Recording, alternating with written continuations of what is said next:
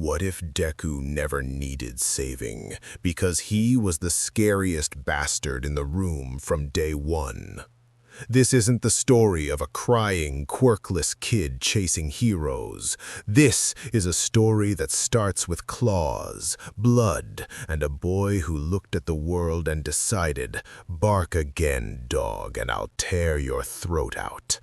And from that moment on, everyone learned one brutal truth: stay out of the leopard's way. Welcome, legends, to Chronos Recom.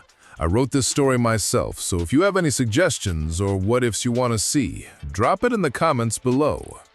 Also, just wanted to let you know I've got a Patreon set up now for anyone who wants to support the channel directly.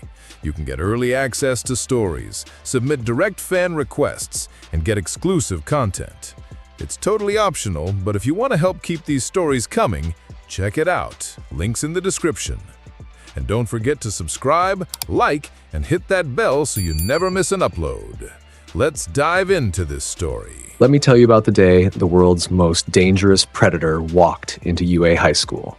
But before we get there, we need to go back, way back, because this story doesn't start with a hero, it starts with a monster. Izuku Midoriya was 4 years old when he nearly killed a classmate. The kid's name was Tsubasa, Wings Quirk. He thought it was funny to swoop down and steal Izuku's lunch off the table. Just a dumb prank. The kind of thing 4-year-olds do when they're testing what their bodies can do. Tsubasa swooped. His little wings flapped, his fingers closed around the juice box, and then something inside Izuku Midoriya snapped like a wire pulled too tight. The teacher said later that they didn't even see Izuku move. 1 second he was sitting at the table, the next second he was on top of Tsubasa, pinning the boy to the floor with strength a 4-year-old should not have had. His fingernails had thickened into claws. His pupils had gone from round green circles to narrow golden slits, and he was growling, low and deep and wrong, like the sound was coming from something much bigger than a child's body. It took 3 adults to pull him off. Tsubasa had claw marks across his chest that needed 17 stitches. He never came back to that school. Izuku Midoriya sat in the principal's office afterward with his mother, Inko, who was shaking so hard the chair rattled against the floor. The principal used words like dangerous and behavioral evaluation and specialized facility. Izuku just stared at his own hands. The claws had retracted. The golden eyes had faded back to green. But the feeling was still there. Coiled at the base of his skull, like a sleeping animal, he wasn't scared of what he'd done. He was scared of how good it felt. The quirk registry classified it as feline, model leopard, a hybrid mutation transformation type that gave the user the physical attributes of a leopard, including enhanced strength, speed, reflexes, senses far beyond human range, and the ability to shift between a human form, a full leopard form, and a hybrid form that combined both. The doctor who examined him noted that even in his base human state, Izuku's muscle density was 3 times that of an adult male. His bone structure was reinforced. His healing factor was accelerated. His senses were sharp enough to hear a heartbeat from across a room and smell fear on someone's skin. He was, the doctor wrote in his report, the single most physically gifted child I have examined in 30 years of practice. Inko Midoriya read that report in her kitchen that night and cried for 2 hours straight. Not because her son was gifted, because the look in his eyes when they'd pulled him off Tsubasa wasn't rage, it was instinct. And she had no idea how to raise a child whose instincts told him to hunt. Here's the thing about Inko Midoriya that people always get wrong. They look at her and see a soft woman, a crier, a worrier. And yeah, she was all those things. But she was also the woman who packed up her entire life in 2 suitcases, took her 4-year-old son by the hand and moved to Island because she decided that if the world was going to call her boy a monster, she was going to make sure he became the most controlled monster that ever walked the earth. Island. The floating research paradise where the world's greatest minds in quirk science and support technology lived and worked. Inko had a cousin who worked there in the support lab, low-level stuff, calibrating gear and running diagnostics. She pulled every string she had to get a position as a junior research assistant. The pay was garbage. The apartment they gave her was the size of a closet. But Island had the best quirk specialists on the planet. And more importantly, it had space, open air, training grounds, places where a boy who was half leopard could run without anyone calling the police. For 6 years, that island was Izuku's world. It wasn't easy. The other kids on Island were children of geniuses. They had powerful quirks too, flashy ones, impressive ones. But none of them had a quirk that made adults flinch when they walked into a room. None of them had golden eyes that tracked movement the way a predator tracks prey. The other children avoided Izuku. The parents whispered. Even the researchers who studied him kept a glass partition between them during examinations. Izuku didn't care. He had figured something out by age 6 that most people never learn. The only opinion that mattered about his body was his own, so he trained. Every morning before the sun came up, Izuku ran the perimeter of Island. The full loop was 18 kilometers. He did it barefoot. By age 7, he could do it in under an hour. By age 8, he was doing it in 40 minutes. By age 9, he wasn't even breathing hard at the finish. He trained his transformation constantly, shifting between forms until the change was seamless. Human to hybrid to full leopard, and back again in the space of a heartbeat. He climbed the exterior walls of the research buildings using nothing but his claws and grip strength. He sparred with training robots that the support lab discarded, tearing them apart with his bare hands and timing himself, always faster, always more efficient. But the thing that really set Izuku Midoriya apart from every other powerful kid with a physical quirk wasn't his strength or his speed. It was his mind. See, Izuku was obsessed with one question. What is the absolute limit of the human body? Not the quirk-enhanced body, the human body, because he'd figured out something that most quirk users never think about. Everyone relied on their quirk to do the heavy lifting. Take away the quirk, and what did you have? A regular person, soft, slow, breakable. Izuku refused to be breakable. He studied martial arts texts from every culture. He watched footage of pre-quirk era fighters. He read biomechanics papers from the Island archives. And somewhere in that obsessive research, he started developing techniques that had nothing to do with his quirk and everything to do with pushing the physical body past what anyone thought was possible. The first technique came when he was 8. He'd been watching footage of a cheetah in full sprint, the way it kicked off the ground with such explosive force that for a fraction of a second, all 4 legs were airborne. Something clicked. He went to the training ground that afternoon and tried to replicate it. Kick the ground, not run.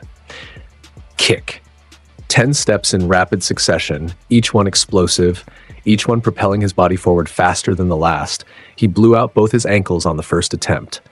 Inko found him crawling back to the apartment, ankles swollen to twice their size, and nearly had a heart attack.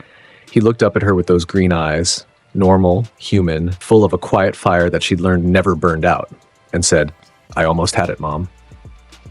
He was back on the training ground 3 days later, ankles taped, trying again. By the time he was 9, he could do it. 10 explosive kicks against the ground in the span of a single step. His body launched forward so fast that the human eye couldn't track him. He just vanished. One spot to another like teleportation, but it was pure speed, pure physical force.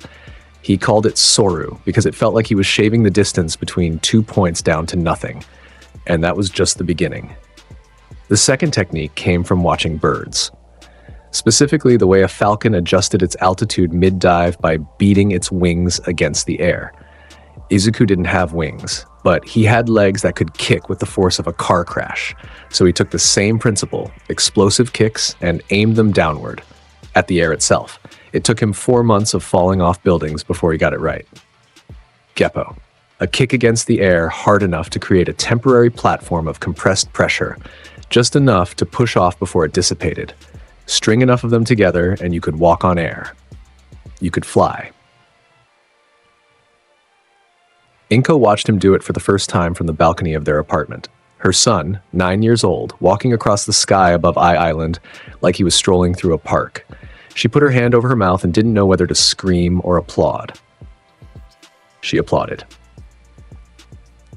The third technique was Tekai, hardening every muscle in his body simultaneously, turning his flesh into something denser than steel. He figured it out by accident during a sparring session with a training robot that landed a punch he wasn't expecting.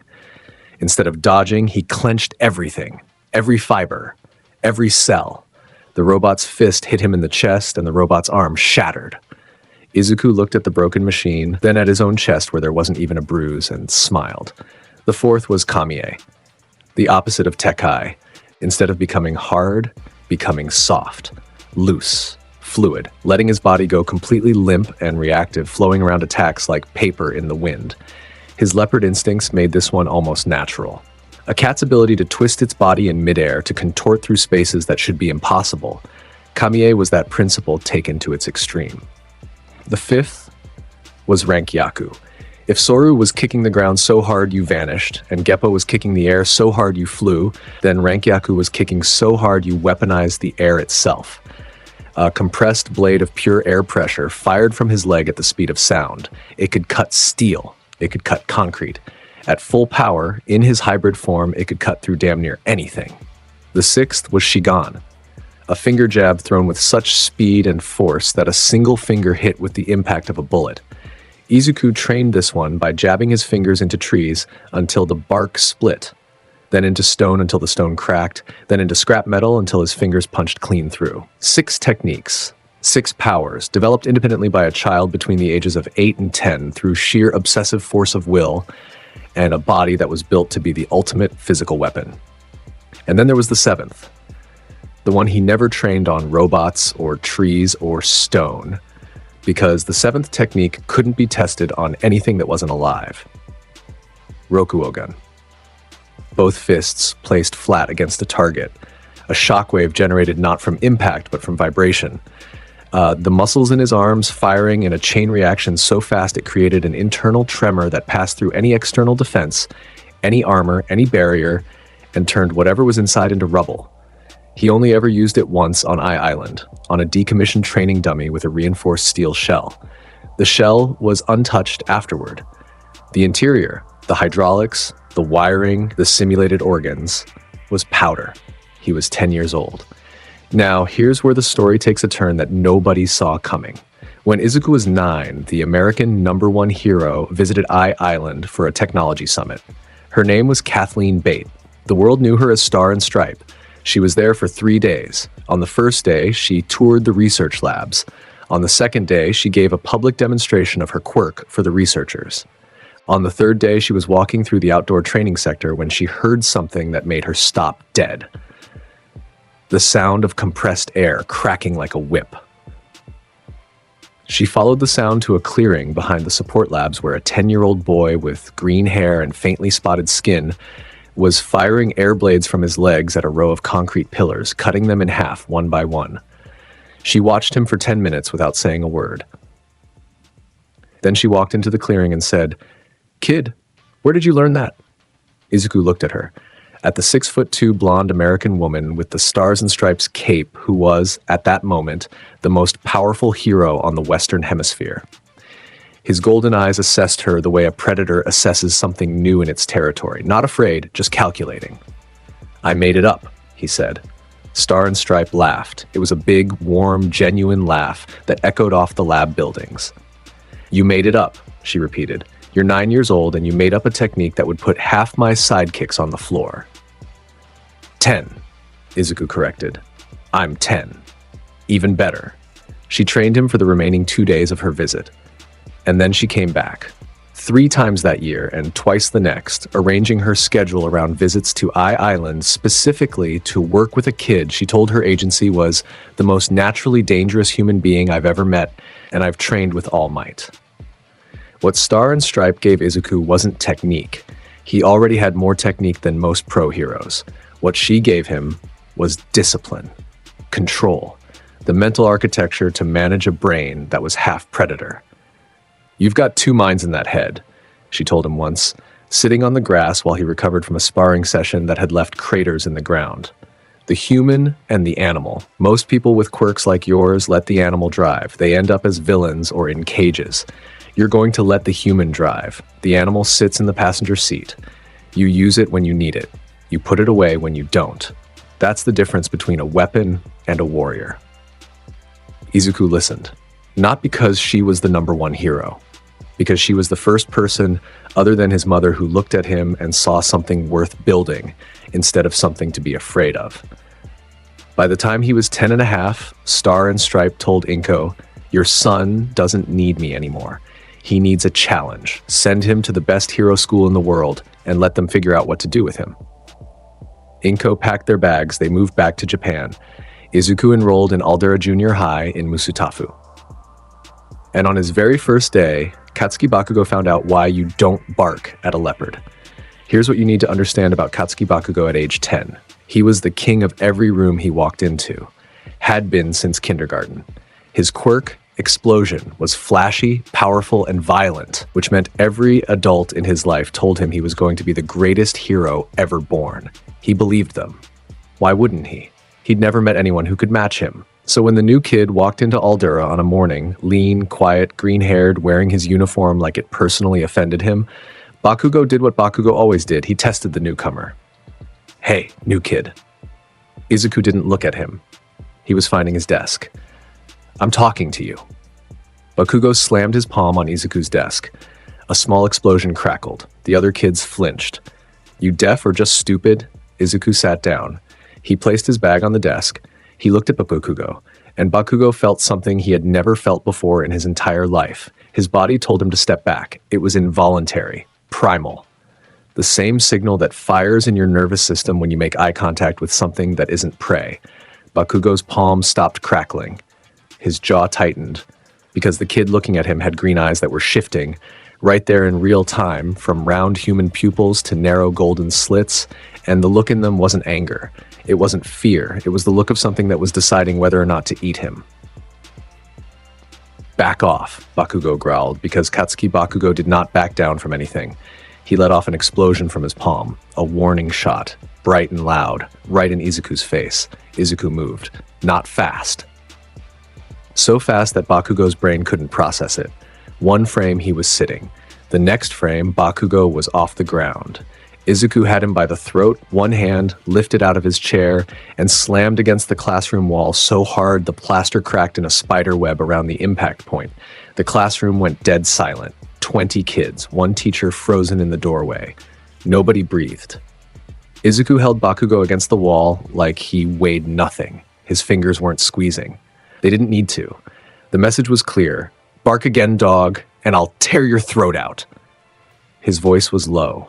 He held Bakugo there for 3 seconds. Then he set him down gently, almost politely, and went back to his desk. Katsuki Bakugo stood against the wall with the cracked plaster behind him and said nothing. His hands were shaking, not from anger. He never spoke to Izuku Midoriya again for the rest of junior high. Not once. When they passed in the hallway, Bakugo looked the other way. When they were in the same room, Bakugo stayed on the opposite side. It wasn't respect. It was survival instinct. And the rest of Aldera Junior High learned the lesson from watching. The green-haired kid with the spotted skin was not someone you bothered. He sat in the back. He was quiet. He was polite to the teachers. He got good grades without seeming to try. And every now and then, when no one else was paying attention, one of the kids would catch a glimpse of those golden eyes and feel something ancient in their chest that said, "That one is a predator, and you are not." 3 years passed. Izuku Midoriya applied to UA High School. And this is where our story really begins. The morning of the UA entrance exam, Izuku Midoriya stood in front of his mirror and put on a black suit. Not a school uniform. Not workout clothes. A properly tailored black suit with a white shirt and a thin black tie. Inko stood in the doorway watching him adjust his cuffs and said, "Izuku, you know it's a combat exam, right?" "I know. You're wearing a suit." "I am." "Why?" He straightened his tie, checked the knot. "Perfect." "First impressions, Mom." She stared at him for a long moment. Then she laughed. That bright, warm laugh she had when her son did something that was equal parts ridiculous and completely him. "Go get him, baby." He kissed her forehead on the way out. The walk from the train station to UA's front gate was packed with applicants. Hundreds of kids, all nervous, all excited, all buzzing with the kind of manic energy that comes from knowing your entire future depends on the next few hours. Some were stretching, some were muttering to themselves, some were already trying to look tough. Izuku walked through them like a knife through paper. He didn't rush. He didn't weave. He walked in a straight line at a steady pace, and somehow, instinctively, unconsciously, the crowd parted around him, like schools of fish splitting around a shark they didn't even know was there. People noticed him. A kid in a suit? At a combat exam? Some smirked, some pointed. One tall guy with glasses and robot arms started to approach him, probably to lecture him about proper attire. And then there was a sound, a yelp, short and sharp and distinctly female. Izuku's head turned. His nostrils flared. He caught it. The displacement of air, the acceleration of a falling body, the spike of cortisol. Someone was falling. A girl, pink skin, pink hair, little horns. Yellow eyes wide with shock because her foot had caught on a crack in the concrete, and she was going down hard, face first, in front of 300 other applicants on the most important day of her life. Izuku used Soru. He just appeared. One blink, he was 20 meters away. The next blink, he was right beside her. One hand on her arm, steady and firm, holding her upright like he'd been standing there the whole time. The girl, Mina Ashido, though he didn't know her name yet, looked up at him. Golden slit pupils looked down at her, a jaw sharp enough to cut glass, a black suit that fit like it was sewn onto his body. Her brain short-circuited. You what? How did you? Watch your step. He released her arm, straightened his tie, kept walking. Mina Ashido stood there in the middle of the UA entrance pathway, complete uninjured, completely upright, and absolutely hopelessly love at first sight. Who the hell was that? She whispered to nobody in particular. The written exam took place in a massive auditorium. Present Mike explained the rules, some kind of mock city, some kind of robot targets, points based on difficulty tiers, 1, 2, 3 pointers, and a 0 pointer that was worth nothing and should be avoided. Izuku listened to about 30 seconds of it, determined that the test was simple destruction on a timer, and turned his attention to the written portion. He finished the written exam in 20 minutes, closed his booklet, put his pen down, and fell asleep. Not pretend asleep. Actually asleep. Head down on the desk, arms folded, breathing slow, and even while 300 other students sweated over differential equations and hero law questions around him. The proctor walked by his desk, saw that his test was completed, saw that every answer was correct, and decided this was not a problem he needed to escalate. When the practical exam began, the applicants were divided into groups and assigned to different mock cities. Izuku's group was Battle Center B. He stood at the gate among 50 other kids, hands in his pockets, and waited. A kid with spiky red hair, Eijiro Kirishima, looked at him sideways. Bro, you're wearing a suit. Yes. To a fight. Yes. Kirishima grinned. That's either the dumbest thing I've ever seen or the hardest. I can't tell which. Izuku almost smiled. Almost. The gate opened. The crowd surged. Everyone sprinted in, quirks blazing, screaming with adrenaline. Izuku walked. He just walked into the city like he was taking a morning stroll. Hands in his pockets. Pace unhurried. The first robot found him. A 2-pointer. 12 feet tall, faux armor plating, swinging arms like wrecking balls. It locked onto Izuku and charged. Izuku didn't take his hands out of his pockets. He shifted his weight onto his left leg and kicked. Rankyaku. A crescent of compressed air launched from his shin and crossed the distance between them in less than a tenth of a second. The air blade hit the robot at the midsection and passed through it like it was made of cardboard. The top half slid off the bottom half. Both pieces hit the ground with a crash that shook the pavement. The kids nearest to him stopped running. Did he just...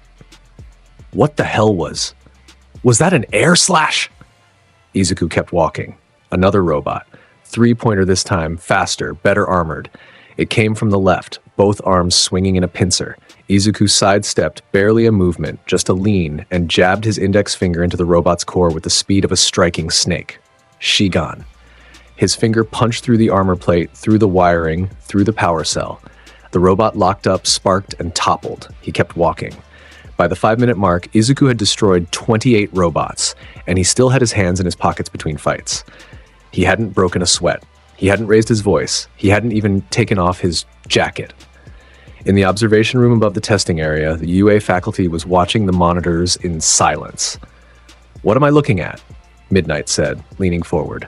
"A monster," Aizawa said. He hadn't blinked in 2 minutes. Zoom in on his feet. The camera tech zoomed in. Izuku's shoes, black dress shoes, polished, were barely scuffing the ground. His steps were so controlled, so efficient that he was expending almost zero unnecessary energy. "He's not even trying," Powerloader muttered. "Of course he's not," All Might said from the back of the room. His arms were crossed. His expression was something between awe and concern. "Look at his eyes. He's hunting." And then the ground shook. The zero-pointer deployed, one per battle center. A robot so massive it cast a shadow over entire city blocks, designed to create panic and test how applicants responded to overwhelming, unbeatable odds. The standard response was, run. Every applicant in Battle Center B ran. They scattered like mice from a hawk, screaming, tripping over each other, desperate to put distance between themselves and the metal giant rolling toward them like a mobile building. All except one applicant. Mina Ashido was trapped. She'd been doing great. Her acid quirk had melted through robots left and right, and she was sitting pretty on points. But when the zero-pointer deployed, the shockwave from its first step collapsed a wall beside her. Rubble pinned her left leg. She pulled and twisted, but the concrete had her locked in. The robot's shadow was growing. She could feel the ground shaking harder with each step. She looked up at the zero-pointer. It was looking down at her, or as much as a giant robot could look at anything. "Oh, that's not great," she said, because Mina Ashido cracked jokes when she was scared, which meant she was terrified. She heard a sound, like a suit jacket being unbuttoned. She turned her head. Izuku Midoriya stood 10 meters away, rolling his shoulders, loosening his tie with one hand. His eyes were gold, full gold, and the spotted pattern on his skin was darkening, spreading like ink through water. "Hold still," he said. "I literally cannot move. My leg is..." He was already gone. Soru launched him straight up. Then Geppo, kick, kick, kick against the air, each one a thunderclap, each one launching him higher. He rose above the city like a missile fired straight up. The applicants who were still watching stopped running and looked up because a man in a suit was walking on the sky.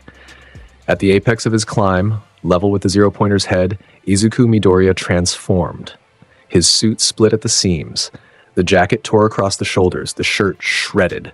His body expanded, broader, taller, thicker, with muscle that rippled under fur the color of gold, marked with black rosettes. His hands became claws. His jaw extended, filled with fangs. His ears pointed. His tail, 5 feet of spotted muscle, whipped behind him. 7 feet of leopard-human hybrid hung in the air above the battle center. In the observation room, every teacher went silent. Cementos dropped his coffee cup.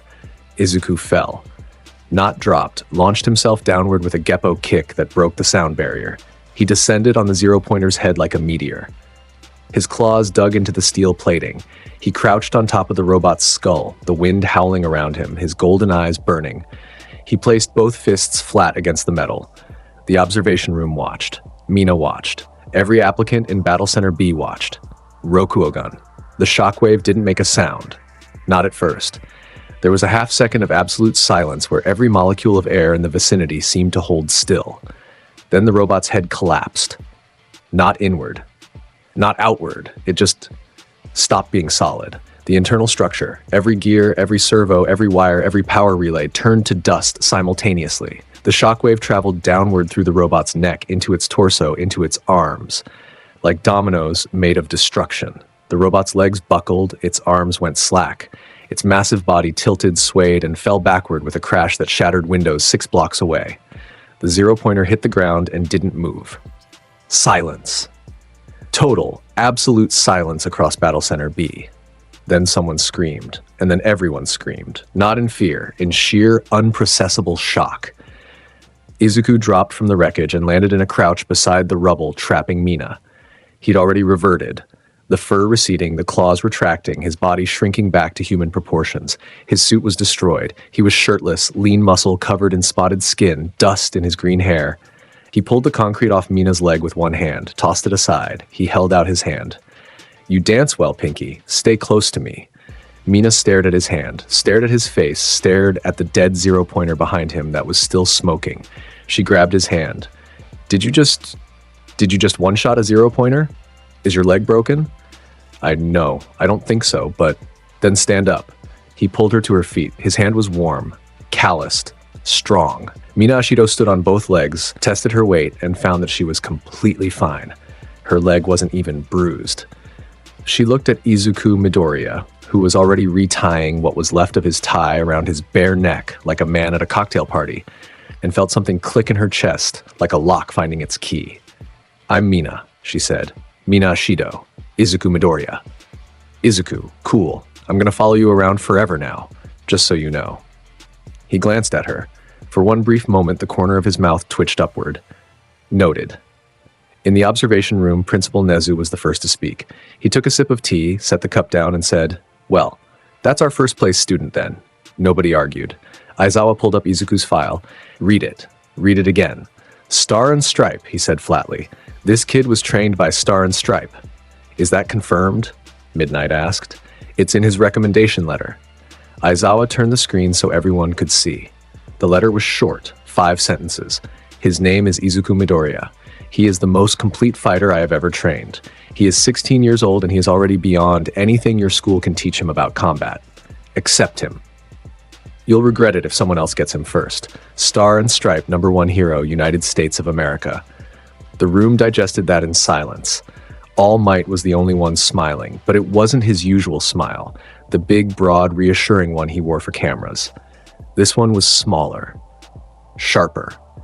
The smile of a man who had just seen the future walk onto a battlefield and end it in 60 seconds.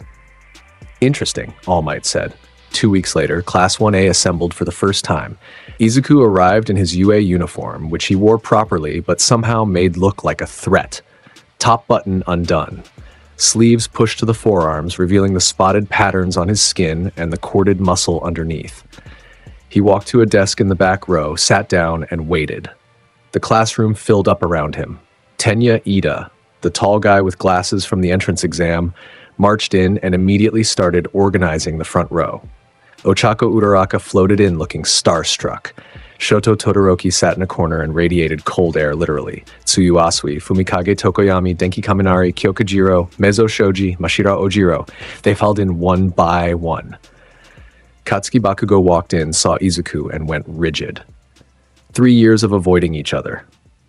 3 years of Bakugo pretending the green-haired kid didn't exist because acknowledging him meant acknowledging what had happened in that classroom at Aldera. The wall crack, the throat grab, the golden eyes. Bakugo sat in the front row, as far from Izuku as physically possible. Nobody noticed, except Izuku, who noticed everything. Then Mina walked in. "Izuku!" She shouted across the classroom with zero shame, waving both arms like she was flagging down a rescue helicopter. Half the class jumped. "We're in the same class! I can see that!" She slid into the desk next to him. "Did you do something to your hair? It looks different." "I woke up. That's not what Okay, you're doing the thing, the stoic thing." She leaned her chin on her hand and grinned at him. "It's okay, I'll do the talking for both of us." "I assumed you would." Kaminari leaned over from 2 desks away. "You two know each other?" "He saved my life at the entrance exam," Mina said brightly. "Punched a 0-pointer so hard it died." Kaminari looked at Izuku. Izuku looked at Kaminari. Kaminari decided he was not going to ask follow-up questions. The door opened, and what appeared to be a giant caterpillar rolled in. The caterpillar unzipped itself, and Shota Aizawa stood up, looking like he hadn't slept since the Meiji era. "I'm your homeroom teacher, Shota Aizawa. Put on your gym clothes and meet me outside in 5 minutes. We're doing a quirk assessment test." "A test? On the first day?" 4 minutes and 50 seconds. They assembled on the field. 20 students in gym uniforms. Aizawa explained the rules. A series of physical tests: 50-meter dash, grip strength, standing long jump, sustained sideways steps, ball throw, sit-ups, distance run, seated toe touch. Use your quirks freely. Lowest overall score gets expelled. "That's not fair," someone said. "Neither is life." Aizawa looked at Izuku. "Midoriya, you're up first for the 50-meter dash." Izuku walked to the starting line, rolled his neck, set his feet. Aizawa's eyes were already glowing red. His hair was floating. Erasure was active. "Go whenever you're ready," Aizawa said, the ghost of a challenge in his voice. Izuku looked at him, felt it, the subtle drain where his quirk's transformation ability went dormant. His skin patterns faded, his pupils rounded. He smirked, just slightly, just enough to let Aizawa know he knew exactly what was happening. "You erased my fur, sensei, not my strength." He used Soru. One step. The ground cracked under his foot. His body launched forward like a cannonball. The sound of displaced air popped behind him like a firecracker. The automated timer beeped. 1.2 seconds. Aizawa stared at the display. His eyes were still glowing, erasure was still active, and this kid had just clocked a time that would make most pro heroes look like they were running in sand. Because Soru had nothing to do with his quirk. It was pure physical technique, muscle and willpower, and 10,000 hours of kicking the ground hard enough to break reality's speed limit. Aizawa said. He wrote something in his notebook. He didn't show it to anyone. Grip strength test. Izuku squeezed the dynamometer. The needle spun past its maximum reading. The device cracked. He handed the broken machine back to Aizawa. Sorry. Don't be. Ball throw. Izuku set up on the mound. Aizawa tossed him the ball. Don't break this one, Aizawa said. Izuku wound up and threw. Not with his quirk. He was still being erased. Just with his arm. The ball vanished into the sky. They tracked it with the sensor. 670 meters. That's further than Uraraka got, and she sent hers to infinity, Kaminari yelled. Her quirk literally makes things weightless, Jiro said. That comparison makes no sense. Nothing about this makes sense. Every test, same result. Izuku either broke the measuring device or posted a number that made the class collectively lose their minds. Standing long jump, he cleared the entire sandbox and landed in the parking lot. Sustained sideways steps, he used Soru and became a blur that the counting machine couldn't track. Distance run, he did the full mile in under 2 minutes and then stood at the finish line waiting for the second place finisher to catch up. Mina filmed the entire thing on her phone from the sideline, providing live commentary. And there he goes, folks. That's my man. Look at him. He's not even sweating. Are you kidding me right now? Your man? Jiro raised an eyebrow. Mina grinned. I called dibs. You can't call dibs on a person. Watch me. Bakugo stood at the edge of the group, arms crossed, jaw clenched so tight you could hear his teeth grinding. He didn't say a word. He performed well on every test, top 3 in most categories. But he wasn't first. He wasn't even close to first. And every time Izuku posted another impossible number, Bakugo's fists clenched a little harder. The final rankings were displayed. Izuku Midoriya, first place, by a margin so wide it looked like a different test. Aizawa looked at the results, looked at his class, looked specifically at Izuku, who was standing with his hands in his pockets, completely unbothered, like he'd just finished a light warm-up. Nobody's expelled, Aizawa said. That was a lie to motivate you. The class sagged with relief. Aizawa pulled Izuku aside as the others filed back toward the building. That recommendation letter from Star and Stripe, you were really trained by her? For about a year.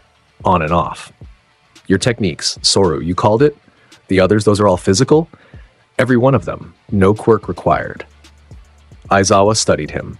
This was a man who had spent his career dealing with powerful quirk users, analyzing them, finding their weaknesses, neutralizing them with erasure. And he was looking at a 16-year-old who could be completely erased and still outperform everyone in the room. He wrote in his notes, and this time he let Izuku see it.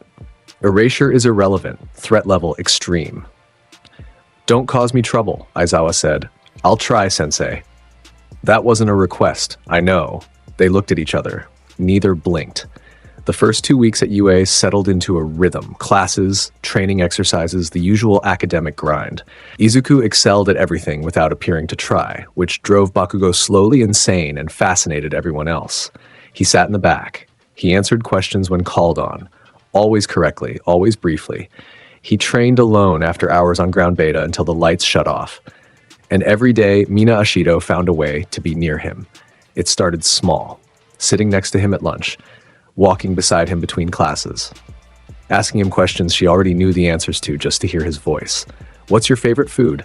Meat. That's not specific. I'm not specific. You're so annoying. She was grinning when she said it. Okay, favorite color? Black. Of course it is. Favorite hero?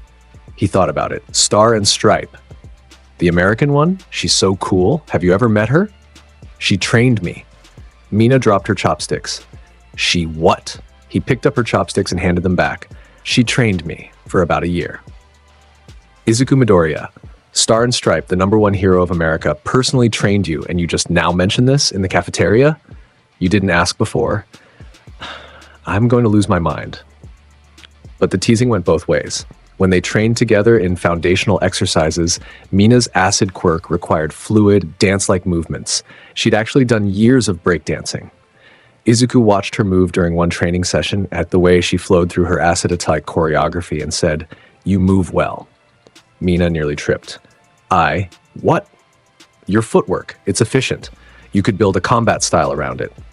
Are you complimenting me? I'm making an observation.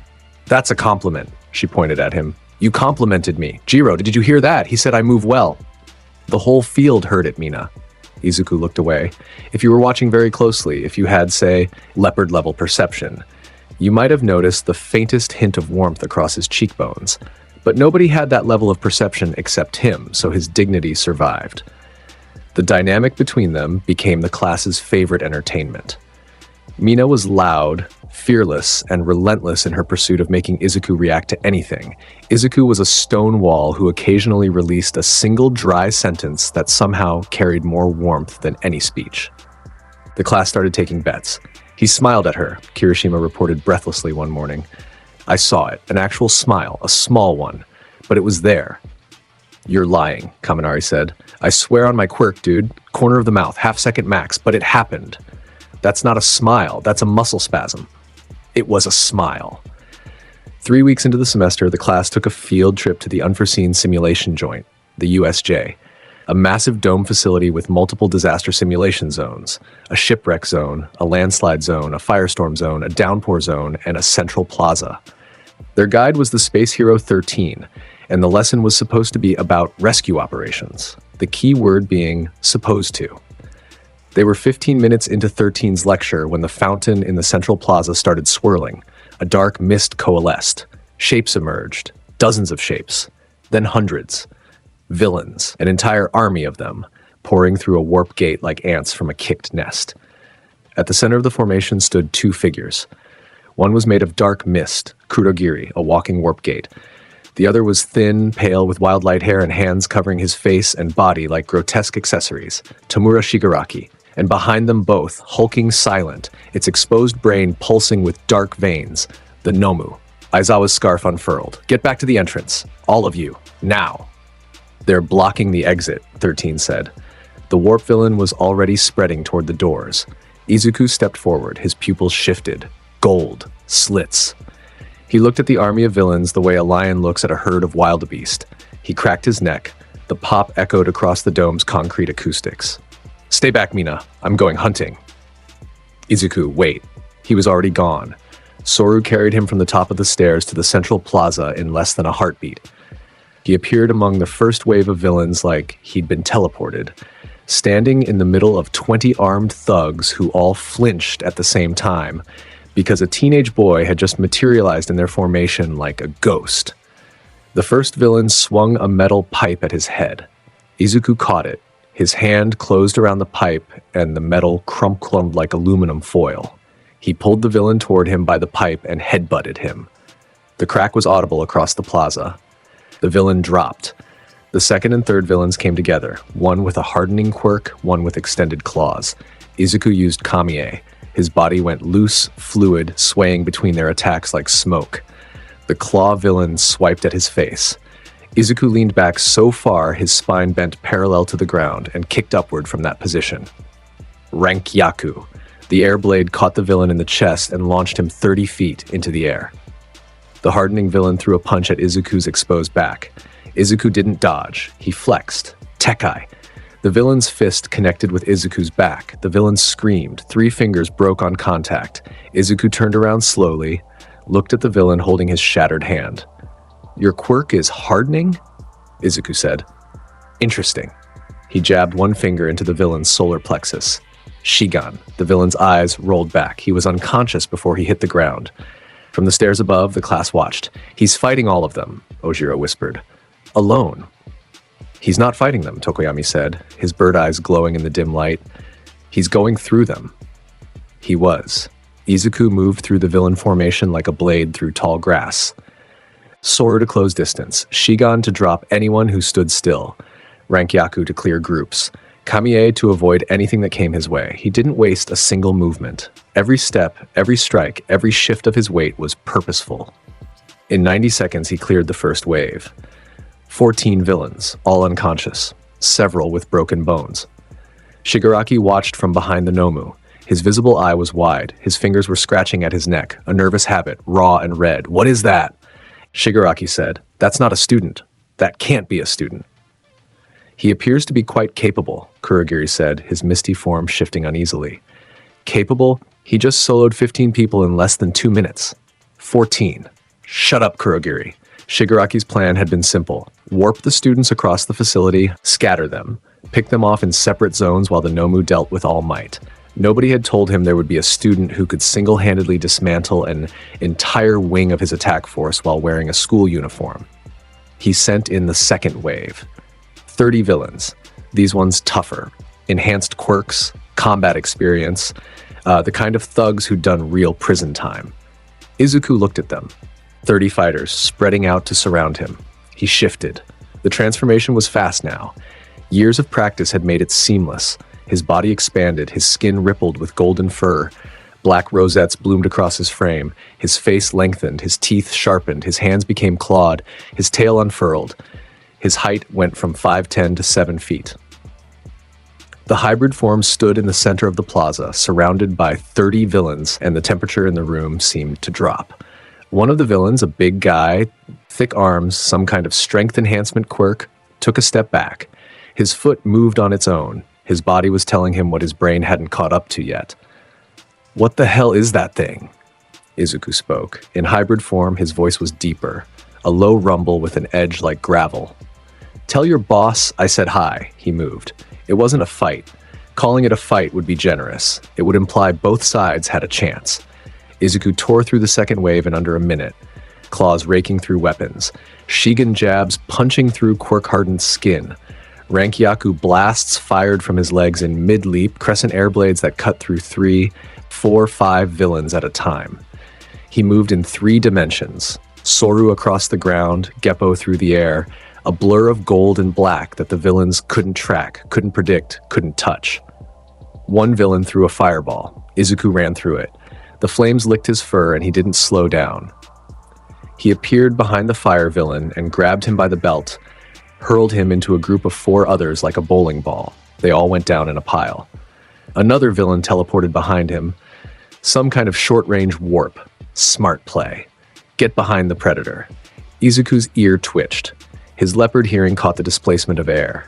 He spun, faster than the villain's brain could process, and caught the man by the throat. "Bad idea," he said, and threw him across the plaza so hard the villain skipped off the ground twice before crashing into the fountain. In less than a minute, the second wave was down. Izuku stood in the center of a field of unconscious villains. His breathing was barely elevated. His golden eyes scanned the plaza and locked onto the only 2 threats remaining. Shigaraki and the Nomu. "Nomu," Shigaraki said. His voice had gone flat. The scratching had stopped. He wasn't nervous anymore. He was excited. Kill him. The Nomu moved. Here's the thing about the Nomu. It was designed to kill All Might. That was its entire purpose. Shock absorption to nullify All Might's punches. Super regeneration to heal any damage that got through. Physical strength that matched the symbol of peace punch for punch. It was a biological weapon, grown in a lab, with the brain capacity of a dog and the combat capability of a missile. It threw a punch at Izuku that broke the sound barrier. Izuku didn't dodge, he didn't evade, he planted his feet, he crossed his arms against his chest. Tekai. The Nomu's fist connected with his guard. The shockwave blew outward in every direction. The concrete beneath Izuku's feet spiderwebbed in a circle 20 meters wide. The villains who were still conscious on the ground were pushed away by the displaced air. The students on the stairs felt the pressure wave hit them like a truck. Izuku slid back 2 inches. 2 inches.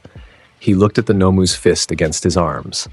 Felt the vibrations running through his bones. Assessed. "Shock absorption," he said. "That's what you have." The Nomu swung again and again. Each punch was a bomb going off. Each impact cratered the ground further. The plaza was falling apart around them. Izuku took every hit. Tekai held. His feet carved grooves in the concrete as the force pushed him back, inch by inch, but his arms held. His body held. "You're strong," Izuku said, "but you're an animal, and animals understand the pecking order." He caught the Nomu's next punch. Not blocked it, caught it. His clawed hands wrapped around the Nomu's fist and held it in place. The Nomu pulled, Izuku held. The ground under both of them cratered deeper. My turn. He used Shigan. His free hand jabbed forward, index finger extended. The strike hit the Nomu's exposed torso with the sound of a gunshot, a thunderclap of compressed air and focused force. His finger punched clean through the Nomu's body. He pulled it out. The hole was the diameter of a golf ball. Blood and something darker poured out. The Nomu regenerated. The hole closed in 2 seconds. Izuku jabbed again, and again, and again. Machine gun Shigan. His arm blurred as he fired jab after jab, each one a bullet-speed puncture, punching holes through the Nomu's chest, its arms, its stomach, its thighs. The sounds were rapid-fire cracks like a string of firecrackers. The Nomu regenerated every wound, flesh knitting back together as fast as Izuku tore it open. But the Nomu was stumbling. Each jab carried force. Each hole, even as it healed, disrupted the body's momentum. Izuku was punching faster than the regeneration could fully keep up. Not in healing, but in stability. He was destabilizing it. Shigaraki's excitement curdled. That thing is supposed to take hits from All Might. Why is it losing? Because Izuku wasn't fighting like All Might. All Might punched. Massive, devastating, blunt force attacks that the shock absorption was designed to eat. Izuku's Shigan was a completely different type of force. Concentrated, piercing, targeted. The Nomu's body could absorb shocks, but it couldn't absorb a finger moving at Mach speed through its internal organs. And then Izuku stopped jabbing. He grabbed the Nomu by both sides of its chest, dug his claws in for grip. The Nomu swung at him, a wild haymaker that would have killed a normal person. Izuku ignored it. Tekai ate the blow. His body shuddered, but held. He pulled the Nomu close, both fists flat against the creature's torso. The plaza went quiet. Even the wind seemed to stop. Shigaraki's visible eye went wide. He didn't know what was about to happen, but every instinct in his body, every survival mechanism, every self-preservation alarm told him that whatever was coming next was the worst thing he would ever see. Maximum yield, Izuku said. Rokuogan. The shockwave was invisible. That's what made it terrifying. There was no blast of light, no explosion, no dramatic wave of energy. Just a compression of air, a ripple in reality, and then sound. A deep, bone-shaking boom that resonated through the dome and made every person in the building feel their teeth rattle. The Nomu's body seized. Its eyes, blank, empty, animal eyes, went wide, because the shockwave hadn't hit its exterior. It had passed through the shock absorption like it was paper. Rokuogan wasn't impact. It was internal vibration. A chain reaction of force that started at the surface and amplified as it traveled inward, turning everything inside the target into shrapnel. The Nomu's brain liquefied. Its organs ruptured. Its muscles tore from the inside. Every internal structure that made the biological weapon function simply ceased to function. The Nomu dropped. It hit the ground with a wet, heavy thud. It did not twitch. It did not regenerate. There was nothing left inside to regenerate from. Izuku released it, straightened up, flexed his clawed hands. He looked at Shigaraki across the shattered plaza. The villain was standing alone now, Kurogiri beside him, but Kurogiri was smart enough to look scared. Izuku licked the blood off one claw. His golden eyes locked onto Shigaraki with the cold focus of something that had just finished the appetizer and was ready for the main course. Run, little mouse. Shigaraki ran. Kurogiri's warp gate swallowed them both in a swirl of black mist, and they were gone. The plaza fell silent. Izuku reverted. The fur receded. The claws shrank. 7 feet became 5'10". He stood in the center of a crater, surrounded by the wreckage of 40-plus villains and one dead bioweapon, wearing a shredded school uniform, his green hair matted with dust and sweat. He looked up at the stairs. 20 faces stared back at him. 20 classmates who had just watched a 16-year-old boy dismantle an army and kill an unkillable monster in less than 10 minutes. Mina Ashido was the first to move. She vaulted the railing, slid down the stairs on her acid, and ran across the destroyed plaza. She hit him in a full-body tackle hug that nearly knocked him over. "You absolute psycho," she said into his chest. "You absolute, terrifying, beautiful psycho. You were supposed to stay back. Since when do I listen to you? Never. So shut up and let me hug you." He shut up. He let her hug him. And after a moment, a long, still, quiet moment, one of his arms came up and rested across her shoulders. Loose. Careful. like he was holding something fragile for the first time. From the stairs, Kirishima was openly crying. "That's the manliest thing I've ever seen in my life." "He killed a Nomu," Todoroki said flatly, "with his fists, the thing that was designed to fight All Might." "I need to sit down," Kaminari said. He was already sitting down. He sat down more. Aizawa was on the ground near the entrance, injured. He'd been fighting villains before Izuku's blitz, and Shigaraki had gotten a hand on his elbow, cracking the bone. 13 had been damaged by Kurogiri's warp, but both of them were alive. Both of them were watching the boy in the crater. Aizawa reached for his phone, dialed. All Might. "Don't bother coming. It's over." "What?" The report said, "It's over. Your student took care of it." A pause on the line. "Which student?" "Take a guess." The doors of the USJ blew open 5 seconds later. All Might stood in the entrance, tall, blonde, his hero form rippling with muscle, his cape billowing, his smile already at full wattage. He surveyed the scene. 40 unconscious villains, a dead Nomu, a shattered plaza, one student standing in the middle of it all with a pink girl attached to his side. All Might's smile changed, grew, became something real. "Young Midoriya," he said, and for once the symbol of peace sounded genuinely impressed. "What have you done?" Izuku looked at him, shrugged. "I went hunting." The aftermath of the USJ was a media firestorm, a villain attack on UA's campus, dozens of villains apprehended, an engineered bioweapon destroyed, and at the center of it all, a first-year student whose name leaked to the press within 24 hours. Izuku Midoriya. The Leopard. The Beast of UA. The news ran the story for a week. Shaky footage from security cameras was enhanced and shared. The image of a 7-foot hybrid form standing over a dead Nomu became the most reposted hero image of the year. Talk shows debated whether a student should have that much power. Internet forums exploded. And through all of it, Izuku went to class, did his homework, and showed absolutely zero interest in being famous. "You're trending on HeroTube," Mina told him at lunch, scrolling her phone. "Someone did a compilation of the security footage with dramatic music. It has 11 million views." Okay? That's your response? You're going viral and you say okay? Should I say something else? You could show, I don't know, a human emotion? He took a bite of his rice. "I'm mildly annoyed." "That's not, okay, that is technically an emotion. I'll take it." Across the cafeteria, Bakugo sat alone. He'd been sitting alone since the USJ. The other students had tried to engage him, but his mood had gone from aggressive to volcanic, and nobody wanted to be near an active eruption. He'd watched the footage too, all of it, multiple times.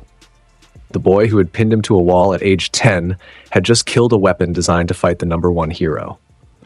And Bakugo had spent the USJ attack hiding behind a rock in the collapse zone, fighting low-tier villains and feeling, for the first time in his life, completely and utterly irrelevant.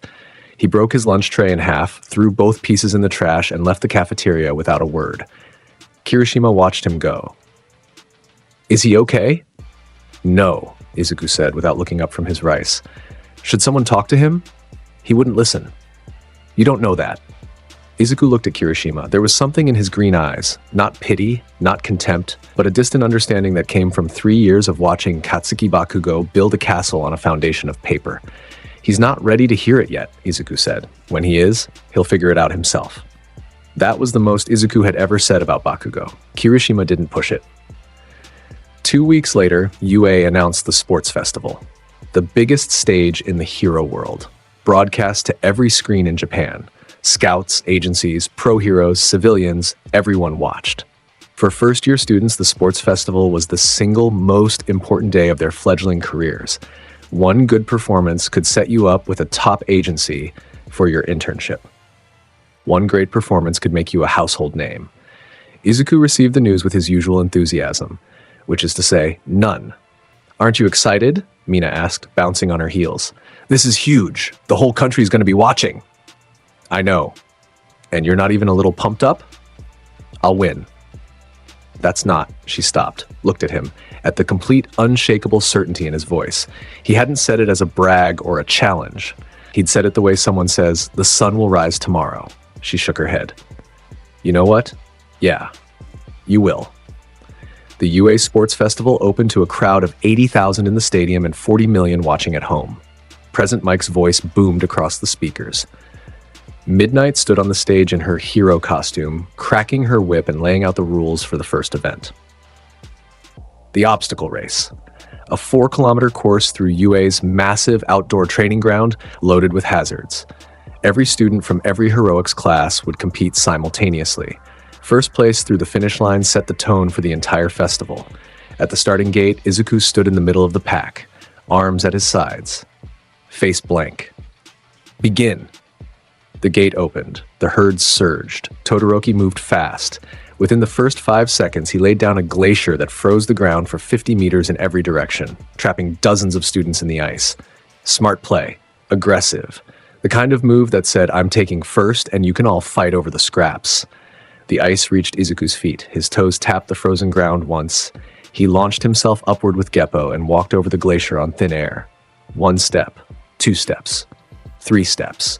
Each one a kick against the sky, lifting him higher. The cameras caught it.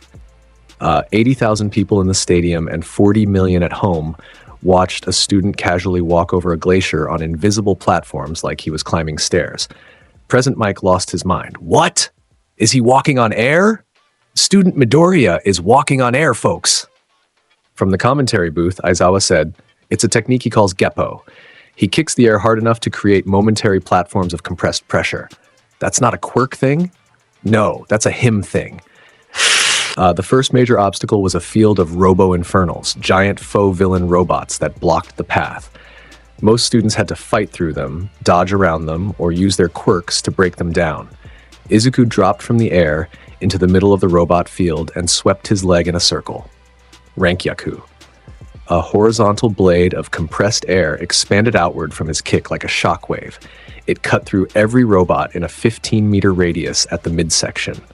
First, 6 robots fell in pieces simultaneously.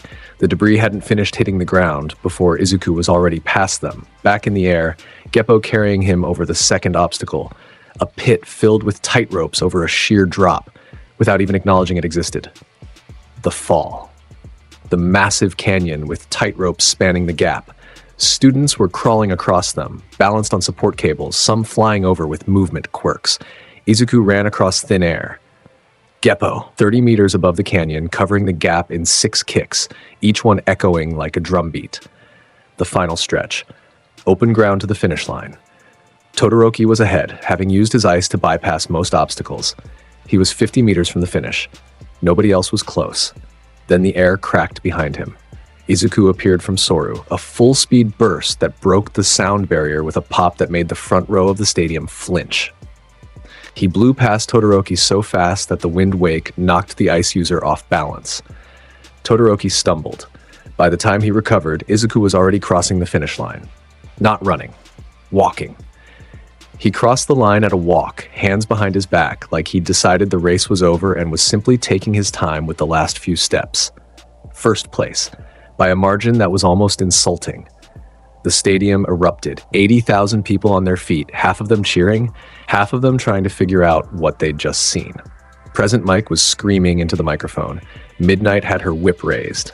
Even the camera operators were shaking. And your first place finisher, Izuku Midoriya of Class 1A, in a time that I'm told is a new record for the sports festival obstacle race. Izuku stood at the finish line, completely composed. Mina burst through the crowd that was gathering and tackled him with a hug that he was starting to expect from her. You looked so cool. The air-walking thing with the robots, and then you just zoom past Todoroki. I'm making that my phone wallpaper. You can't wallpaper a video. I'll screenshot it. Let me have this, Izuku. Fine. The second event was the cavalry battle. Teams of 2 to 4 students stacking on each other's backs, wearing headbands with point values based on their obstacle race ranking. First place's headband was worth 10 million points, meaning Izuku had a target on his head so big it was visible from space. Midnight explained the rules. 30 minutes. Steal headbands. Protect your own. Top 4 teams advance to the tournament. I'll be on your team, Mina said immediately. You sure? Everyone's coming for me. She grinned. That's the fun part. Their team was 3 people. Izuku as the rider, Mina and Tokoyami as the base.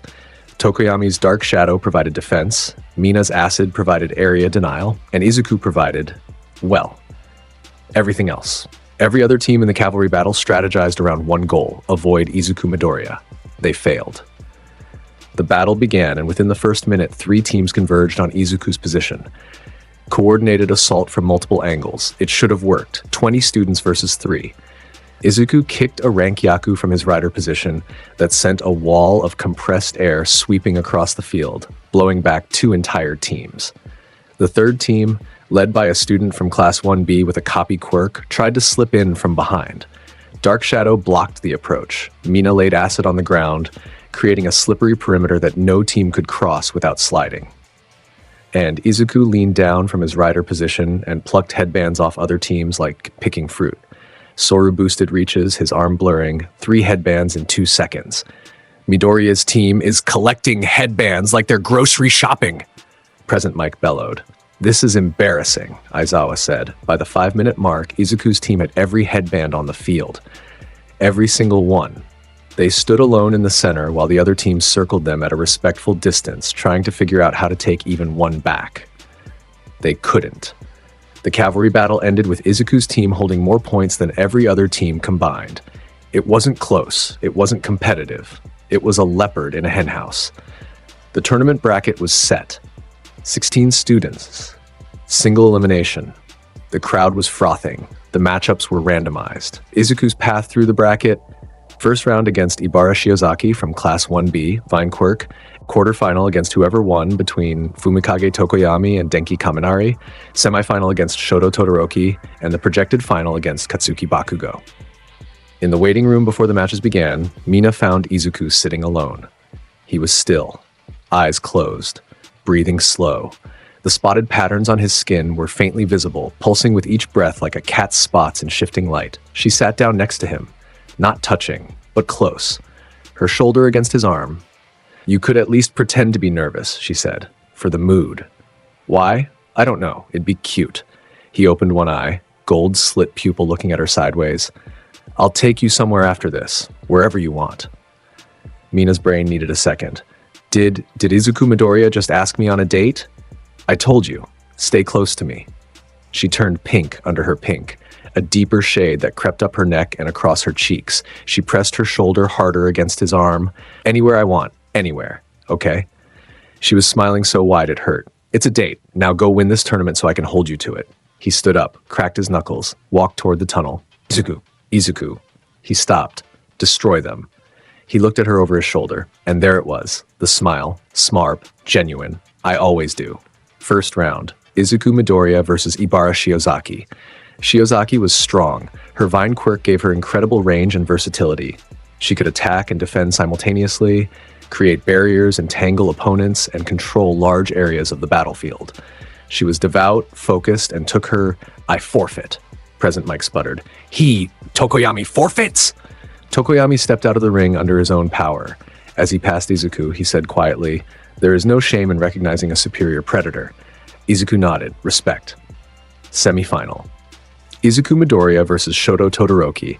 This was the match everyone had been waiting for. The 2 top students in the first-year class, Ice and Fire versus the Beast. The stadium was on its feet before the match even started. Camera drones circled. Every eye was on the arena. Todoroki stood on one side, his right side already frosting over, ice crystals forming in his hair. Izuku stood on the other side, hands in his pockets. "Begin!" Todoroki struck first. He slammed his right foot into the arena floor, and a glacier erupted. Massive, fast, a tidal wave of ice 20 feet high and growing, expanding across the entire arena in a frozen wall of destruction.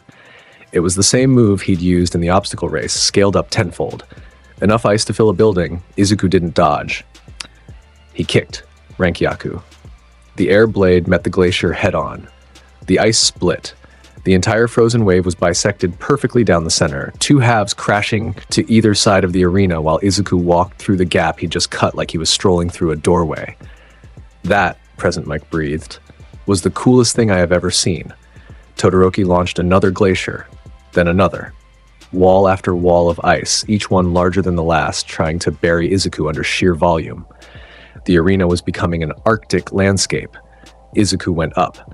Geppo lifted him above the ice, stepping on air, looking down at Todoroki's frozen fortress from 20 meters above.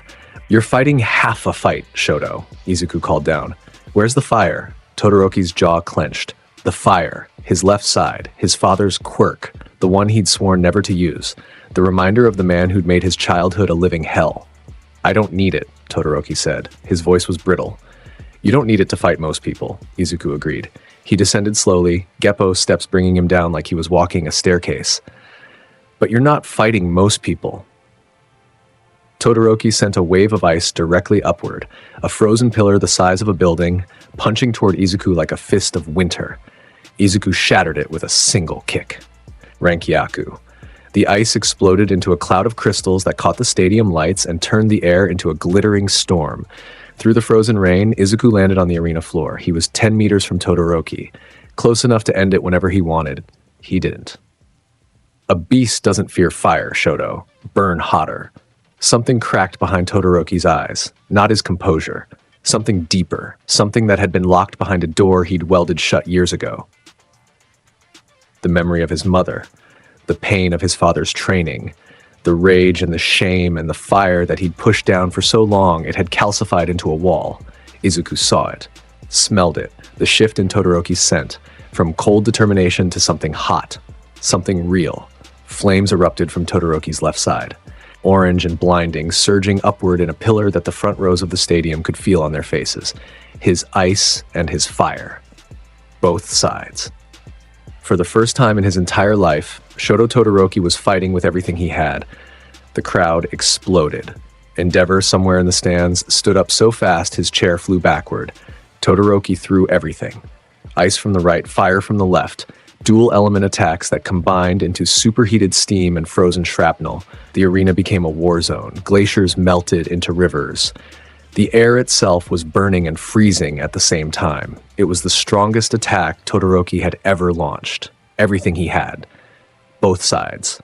Full power. Izuku walked forward. Tekai locked his body. The fire hit him and washed over his hardened skin. The ice hit him and shattered against his frame. He walked through Todoroki's everything the way a mountain walks through weather.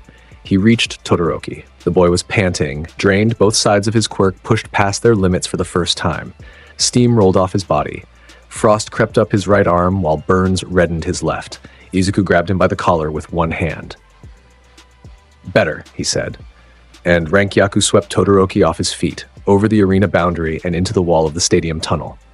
He hit it, slid down, and didn't get up. Ring out. The stadium lost its collective mind. People were standing on their seats. Present Mike was just screaming, words, syllables, vowels. It didn't matter. Midnight was trying to announce the result, but nobody could hear her over 80,000 people making noise at the same time. Todoroki sat against the wall, ice melting off his right side, embers dying on his left. He looked at Izuku, who was standing in the center of a destroyed arena, completely untouched. And for the first time in years, Todoroki smiled. Small, tired, but real. He'd used his fire. For the first time in his life, he'd been whole. A monster in a suit had punched him out of his own trauma. The world was weird like that. Finals. Izuku Midoriya versus Katsuki Bakugo. The arena was rebuilt. The crowd was still buzzing from the semifinal. Camera drones swarmed. The commentators were already comparing this festival to the greatest in UA history. Bakugo walked onto the arena with murder in his eyes. 3 years. 3 years of silence. 3 years of swallowing the humiliation of that classroom wall.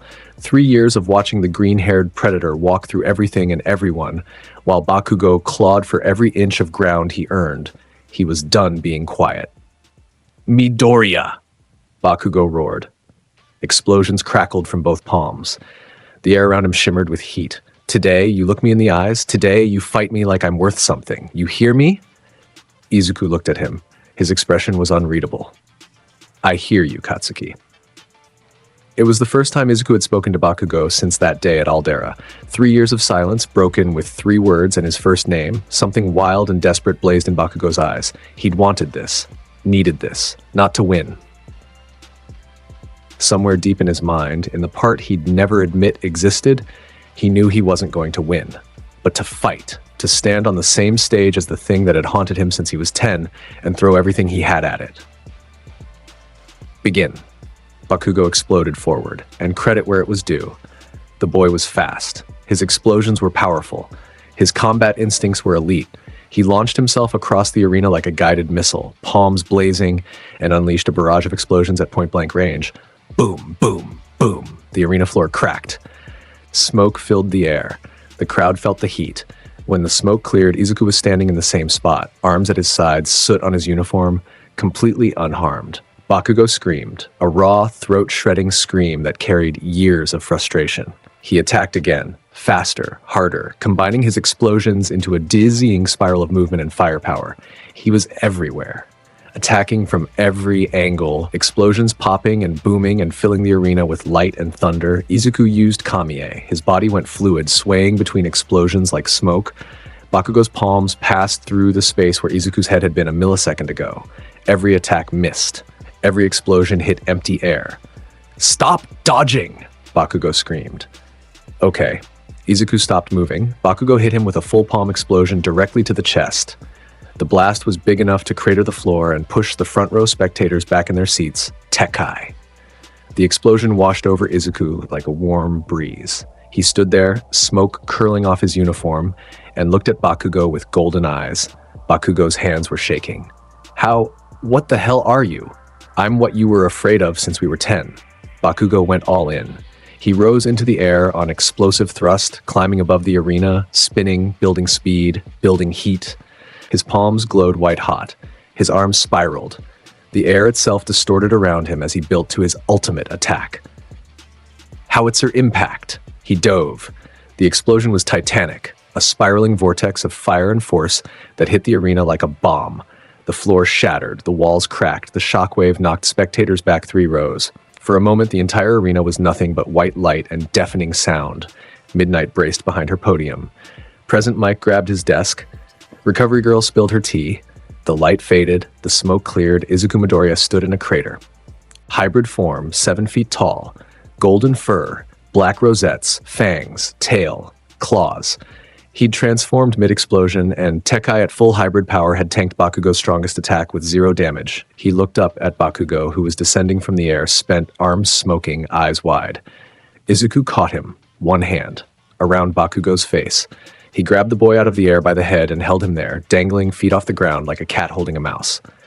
You're a loud, angry little dog, Katsuki, but I am the apex fucking predator.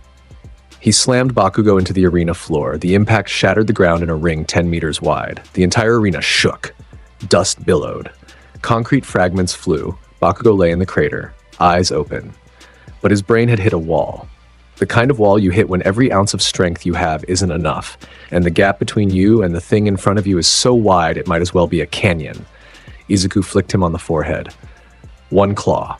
Gentle. Bakugo's eyes rolled back, out cold. Winner of the UA Sports Festival first-year tournament, Izuku Midoriya. The stadium erupted. 80,000 voices merged into a wall of sound that shook the structure. People were crying, people were laughing, people were filming on their phones. Present Mike was standing on his desk. Midnight had thrown her whip in the air. Izuku reverted to human form.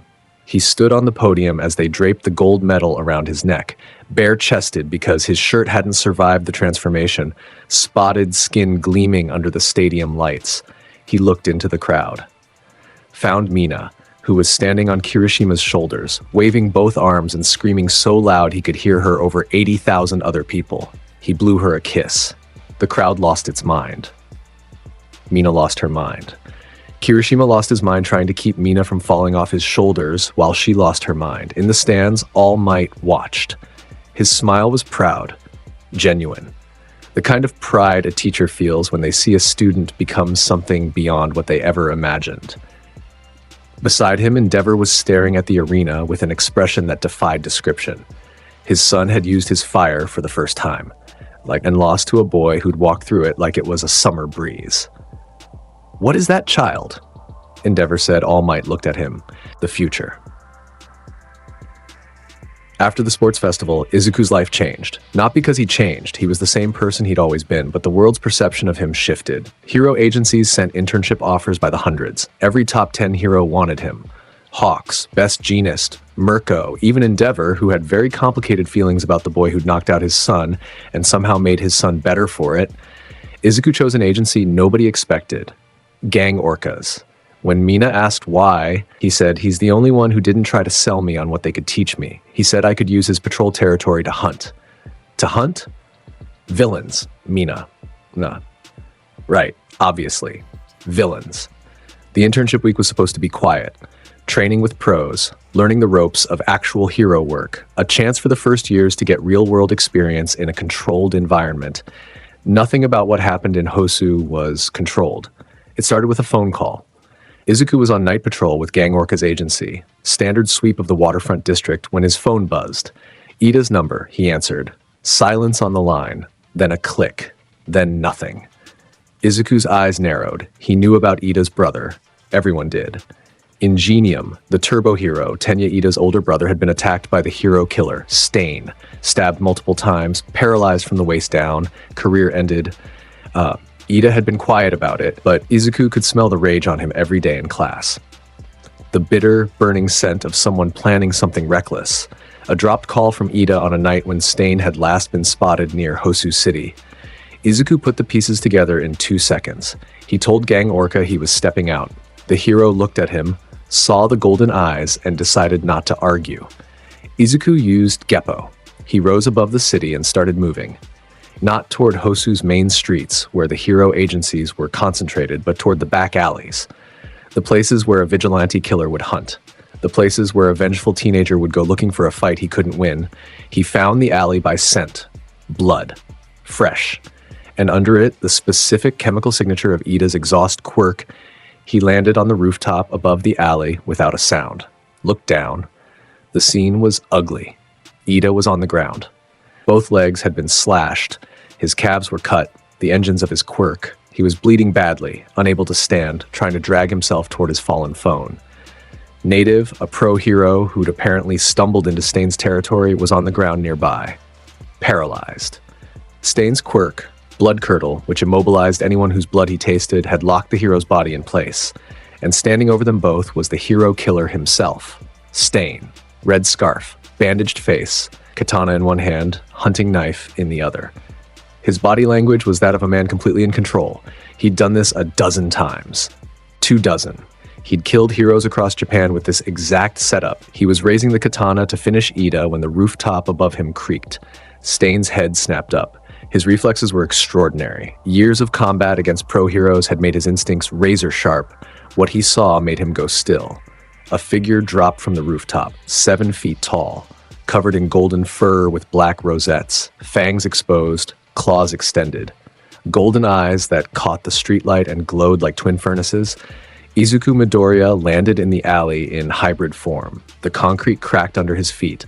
The alley walls seemed to close in around him. The air pressure changed. Something primal, something that existed before quirks and heroes and civilization, filled the narrow space between the buildings. Bloodlust. Pure, undiluted, animal bloodlust. Stain felt it. He was a killer. He lived in the world of violence, and he knew its textures the way a painter knows colors. And what was rolling off this creature wasn't anger or aggression. It was predatory intent. The cold, focused, absolute certainty of something at the top of the food chain. Stain raised his katana. His hand was steady. Credit to the man, he was brave. A fake hero, a beast wearing a collar. Izuku's fangs showed when he smiled. It was the most terrifying thing Stain had ever seen, and Stain had fought Endeavor. I'm not a hero, I'm just higher on the food chain. Stain attacked. Give the man credit, Stain was fast, not Soru fast, not Leopard fast, but faster than most pro heroes. He closed the distance in a single step, katana arcing in a slash aimed at Izuku's neck. His technique was perfect. Economy of motion, no wasted energy, the blade traveling the shortest possible path to the target. Izuku used Kamiye. His body went boneless. The katana passed through the space where his neck had been, his torso bending backward at an angle that shouldn't have been possible for anything with a spine. Stain's follow-up slash, the hunting knife, aimed at the gut, passed through empty air as Izuku's body flowed sideways like water. Stain was already moving, spinning, resetting, launching a second combination, thrust with the katana, slash with the knife, kick to create space. 3 moves in under a second. The man was a machine. Izuku dodged all 3 without moving his feet. Kamiya turned his body into smoke. The blade edges passed within millimeters of his skin. He could feel the air displacement. He could count the imperfections in Stain's blade. He let Stain work for 10 seconds. Let the hero killer throw his best combinations. Watch the patterns. Learn the timing. Then he moved. Stain thrust the katana at Izuku's heart. Izuku didn't dodge this one. He met it. Tekkai. The katana's tip hit his chest. The blade struck hardened muscle denser than steel. The tip held for one moment, and then the blade snapped. The katana fractured just above the guard, the broken tip ringing against the alley floor. Stain stared at the broken hilt in his hand. Izuku stepped inside his guard, 3 feet between them. Too close for a sword. Too close for a knife. Perfect distance for a leopard. Shigun. The first jab hit Stain's right shoulder. Index finger. Bullet speed. It punched through the muscle and out the other side in a spray of red. Stain grunted. The first sound of pain the hero killer had made, and his right arm went dead. The hunting knife clattered to the ground. Shigen. Left shoulder. Same speed. Same result. Through and through. Stain's left arm dropped. Shigen. Right thigh. Right thigh. Through and through. Shigen left thigh. Through and through. 4 hits. 4 punctures. Less than 2 seconds. Each one placed with devastating force. Through the deltoids, through the quadriceps, targeting the motor function without hitting arteries. Stain collapsed to his knees. Both arms hung limp. Both legs buckled. Blood pooled beneath him in 4 growing circles. He looked up at Izuku with eyes that burned with something Izuku recognized. Conviction. The absolute certainty of purpose that made Stain the most dangerous vigilante in Japan. Izuku grabbed him by the throat, lifted him off the ground with one hand. Stain's feet dangled. His red scarf fell loose. The leopard instincts were screaming. The smell of blood, so much blood, was lighting up every predatory circuit in Izuku's brain.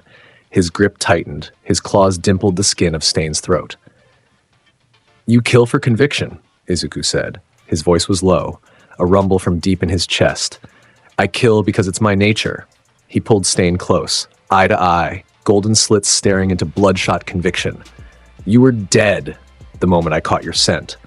He drove his knee into Stain's jaw. The crack echoed through the alley. Stain's head snapped back. His eyes went blank. His body went limp.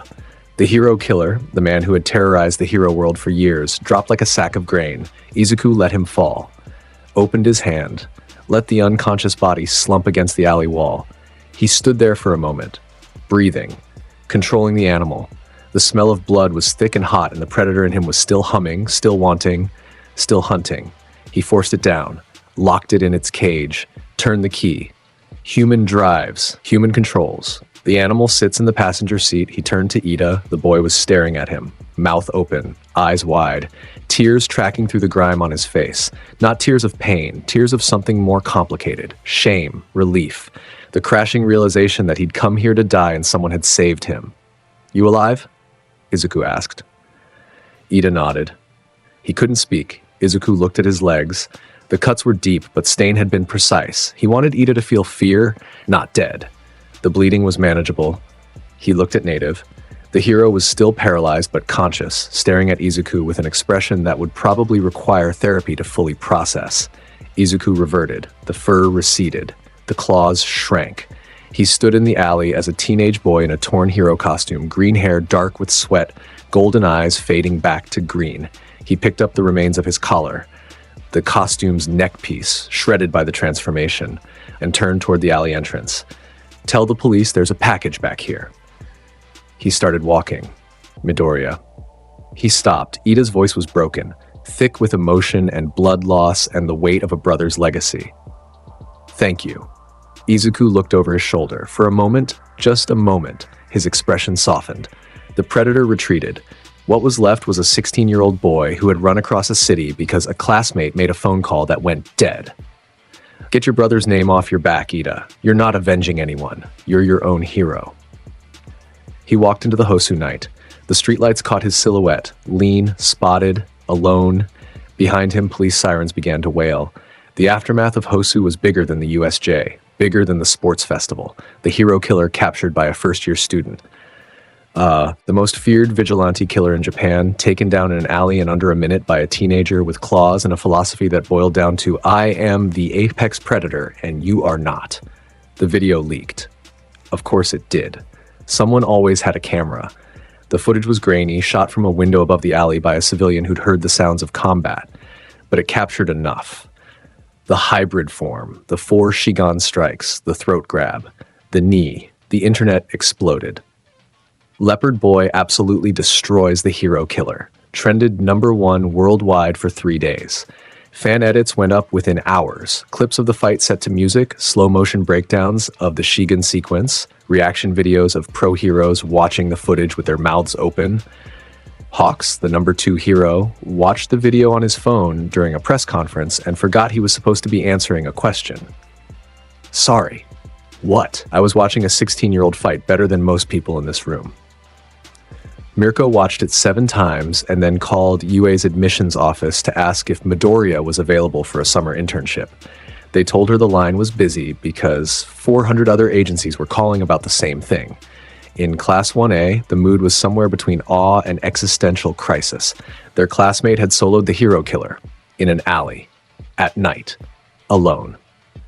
So, just to be clear, Kaminari said during lunch the Monday after Hosu, while I was doing filing at my internship, Midoriya was out there fighting the actual hero killer Stain and winning?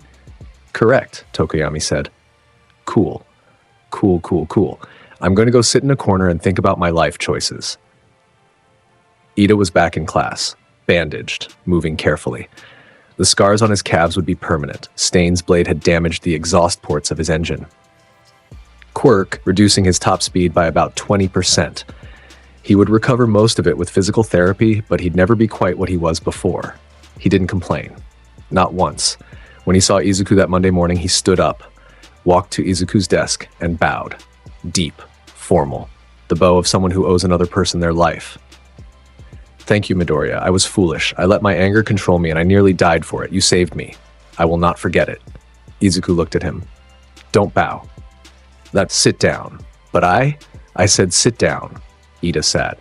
You made a mistake, Izuku said. You went hunting alone and you weren't ready. Now you know what that feels like. Use it. Use it? Get stronger. Not for revenge, for yourself. That's the difference between a predator and prey. Ida stared at him, then nodded slowly. I understand. Good. That was the end of the conversation. Izuku went back to his lunch. Ida went back to his seat. The class pretended they hadn't been listening to every word, even though they absolutely had.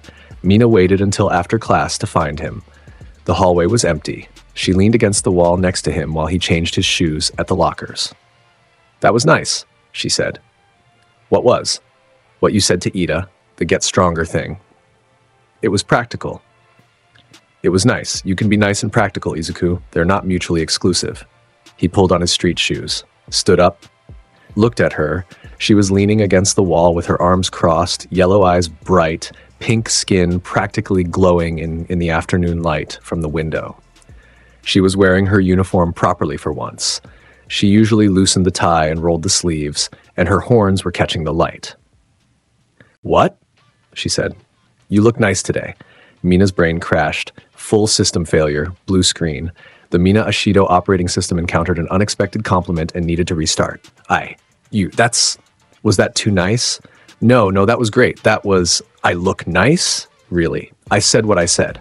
You did. She was grinning so hard her cheeks hurt. You absolutely did. And I'm going to remember that forever. Put it on my tombstone. She looked nice today. Izuku Midoriya. That's morbid. I don't care. He almost smiled. She caught it. Filed it away in the mental folder labeled evidence that Izuku Midoriya has feelings that she'd been building since the entrance exam. So, she said, falling into step beside him as they walked toward the school gate, you owe me a date. I do. Fancy ramen place in Roppongi. I remember. Friday? Friday. She grabbed his hand. Her fingers were warm. She laced them through his, casual, like it was the most natural thing in the world. He let her. They walked out of UA together, hand in hand, while the setting sun turned the sky orange and pink and the city hummed around them.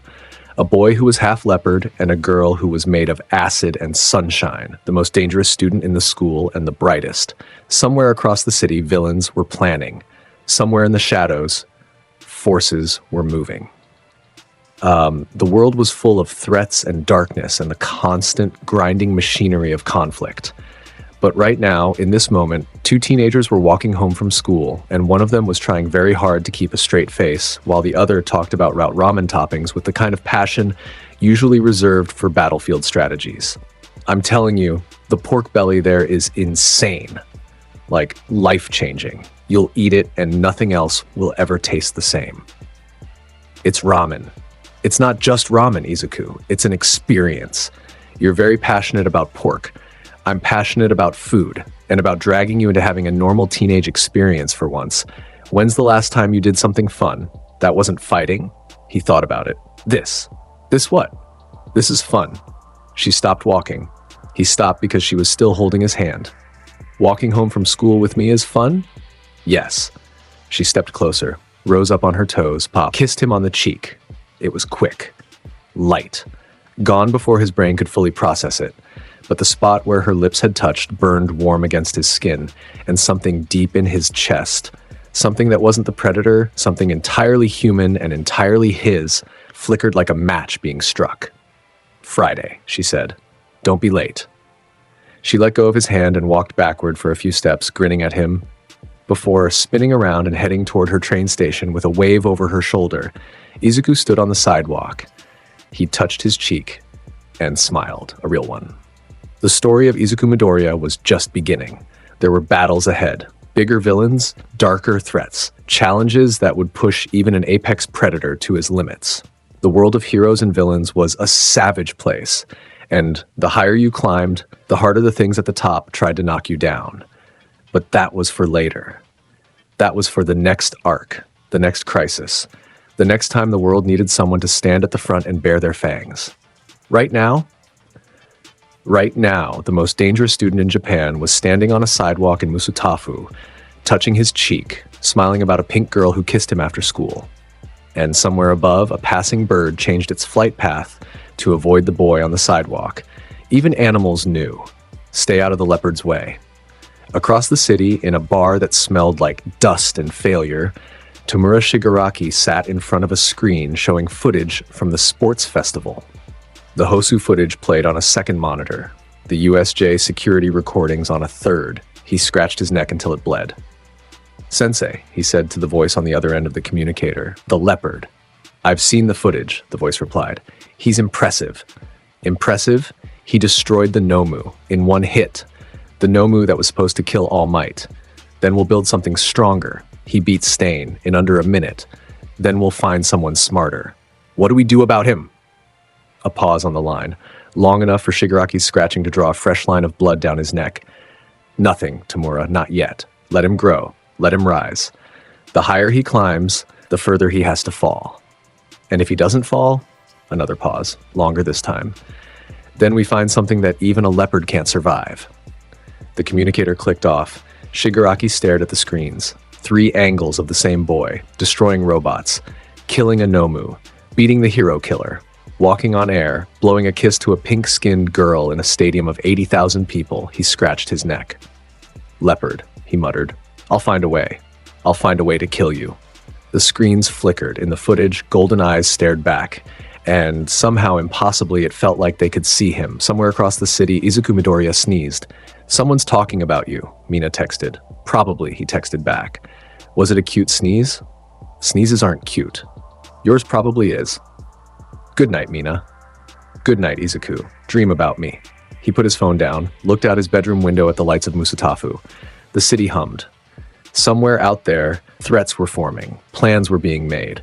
The next challenge was already taking shape. He'd be ready. He was always ready. Because readiness wasn't something he switched on and off, it was his default state. The predator never slept, it just closed its eyes. But tonight, the human side was louder, the memory of a warm hand in his, a kiss on the cheek, a laugh that sounded like sunlight. Izuku Midoriya closed his eyes, and for the first time in a long time, the leopard dreamed of something other than hunting. He woke up at 4:47 a.m., 13 minutes before his alarm. His body never let him oversleep. The leopard ran on a clock that predated electricity, a clock set by sunlight and instinct, and the deep animal awareness that the world was always moving, always shifting, and the thing that too long got eaten by the thing that didn't. He lay in bed for those 13 minutes, stared at the ceiling. thought about pork belly ramen and pink skin, and a laugh that stuck in his ears like a song he hadn't asked for but couldn't stop humming. His phone buzzed. "Good morning. Are you awake yet?" "I know you are. You're always awake, freaky leopard boy. Good morning." That's it? Just good morning? No emoji? No exclamation point? You are emotionally barren, Izuku Midoriya. You sent the same thing twice on purpose, didn't you? Yes. I hate you. See you on the bus. He put his phone down, looked at the ceiling again. The corner of his mouth twitched. See, here's the thing about the weeks between the sports festival aftermath and what came next. They were quiet. Normal, even. Classes at UA continued. Hero training exercises ran on schedule. Aizawa assigned homework that nobody wanted to do. Present Mike gave English lessons that sounded like concerts. All Might, now retired from active duty, his skeletal frame a permanent reminder of Camino and everything it cost, taught heroic studies from behind a desk instead of on a battlefield. And if his smile was a little thinner than it used to be, nobody mentioned it. Izuku trained. Every morning, every evening. The rooftop of the Heights Alliance dormitory became his personal ground. He'd climb the exterior wall with his claws at 5 a.m., run forms on the roof until the sun came up, then drop back through his window and shower before breakfast like nothing happened. The other students in the dorm learned quickly that the scratching sounds on the building's exterior at dawn were just Midoriya doing Midoriya things, and the appropriate response was to roll over and go back to sleep. Mina learned his schedule within a week and started leaving a thermos of hot tea outside his door every morning before he came back in. She never mentioned it. He never thanked her verbally. But the thermos was always empty when she retrieved it at breakfast, and sometimes there was a small folded note inside. The first one said, "Your tea is acceptable." The second one said, "The green tea is better than the black." The third one just said, "Thank you." Mina kept that third note in her wallet for the rest of the year. The announcement came on a Thursday. Aizawa walked into homeroom looking like he'd slept approximately 11 minutes, which for Aizawa was actually well rested, and dropped a stack of papers on his desk. "Training camp," he said. "The Wild Wild Pussycats are hosting a week-long intensive in a mountain forest preserve. You leave Saturday. Pack for outdoor conditions. If you bring anything stupid, I'm confiscating it." Kaminari raised his hand. "Define stupid." "Anything you would bring, Kaminari." The class laughed. Kaminari put his hand down, wounded but accepting. Mina spun in her seat to face Izuku. "A forest." "Izuku, a whole forest. You're basically going home." "I'm not from a forest. You're from the vibe of a forest. You're going to love it. We can go hiking and swimming and, oh my god, do you think there are real leopards out there? In a Japanese mountain forest? I don't know geography, Izuku. The point is it'll be fun." He looked at her, yellow eyes bright, pink skin catching the fluorescent light. She was vibrating with excitement, literally bouncing in her chair, and the energy coming off her was so warm it had its own gravity. "Yeah," he said. "It'll be fun." She beamed, the kind of smile that made the room brighter by existing. Saturday morning, the bus loaded at UA's front gate. 20 students, luggage, hero costumes in sealed cases, and Aizawa in the driver's seat, looking like he was questioning every life choice that had led to this moment. Izuku sat in the back row, window seat. He had a book, a biomechanics text on large predatory cats that he'd ordered from Island's archive. Mina dropped into the seat beside him before anyone else had finished boarding, hooked her arm through his, and leaned her head against his shoulder. "I'm gonna nap," she announced. "Wake me up when we get there. The drive is 4 hours. Perfect. That's a solid nap." She yawned. "Don't move your arm. It's comfy." "I need my arm to turn pages." "Use your other arm. Adapt. Overcome." Her eyes were already closing. He used his other arm. 2 hours into the drive, she was fully asleep. Her head had migrated from his shoulder to his chest, and she was making small sounds that were either snoring or purring. Hard to tell with Mina. A thin line of drool tracked from the corner of her mouth to his uniform sleeve. Kirishima leaned over the seat in front of them, saw the scene, and pulled out his phone. Izuku's free hand caught the phone before the camera app opened. He didn't look up from his book. His golden eyes stayed on the page. "Delete the thought," he said. Kirishima retracted his phone very slowly. "Understood." Kaminari, who had also been reaching for his phone, put it back in his pocket and stared out the window like a man who had just received a pardon. The bus reached the mountain preserve at noon.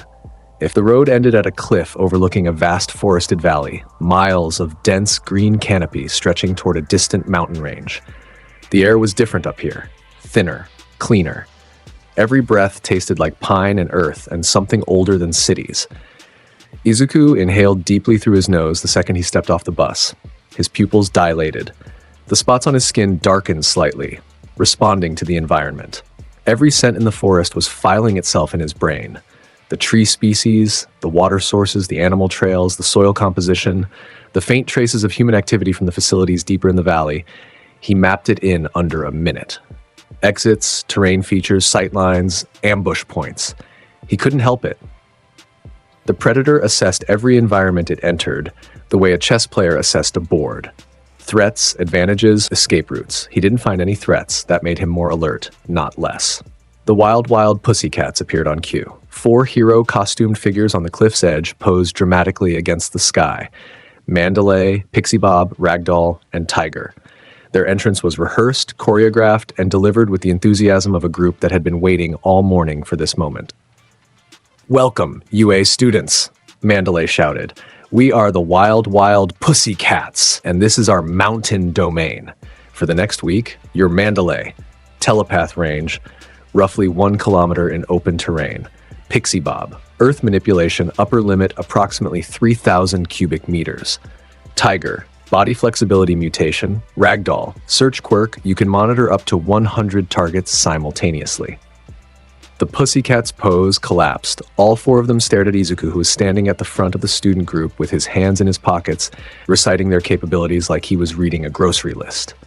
"I've read your operational files," he said. "Your formation work during the Niigata disaster was efficient. Your kill zone management needs improvement." Mandalay blinked, looked at Aizawa. Aizawa shrugged. "That's Midoriya. You get used to it." "Do you, though?" Pixie Bob said. "No," Aizawa admitted. "You just stop being surprised." A small boy appeared from behind Mandalay's legs. Dark hair, flat expression, a red hat that was too big for his head. He looked at the arriving students with the dead-eyed stare of a child who had decided the entire world was boring and beneath his attention. Kota Izumi, Mandalay's nephew, son of the water hose heroes who had been killed in action years ago. A kid who hated heroes because heroes had gotten his parents killed. He looked at Izuku. Izuku looked at him. Something passed between them. The kind of recognition that doesn't need words. 2 creatures who understood instinctively what it meant to be shaped by loss into something hard. Kota looked away first. Izuku filed that away, kept walking. "Okay," Pixie Bob clapped her hands. "Before we show you to the camp, you need to get through the beast forest. A little warm-up exercise. The training facility is at the bottom of this valley, about 5 kilometers in.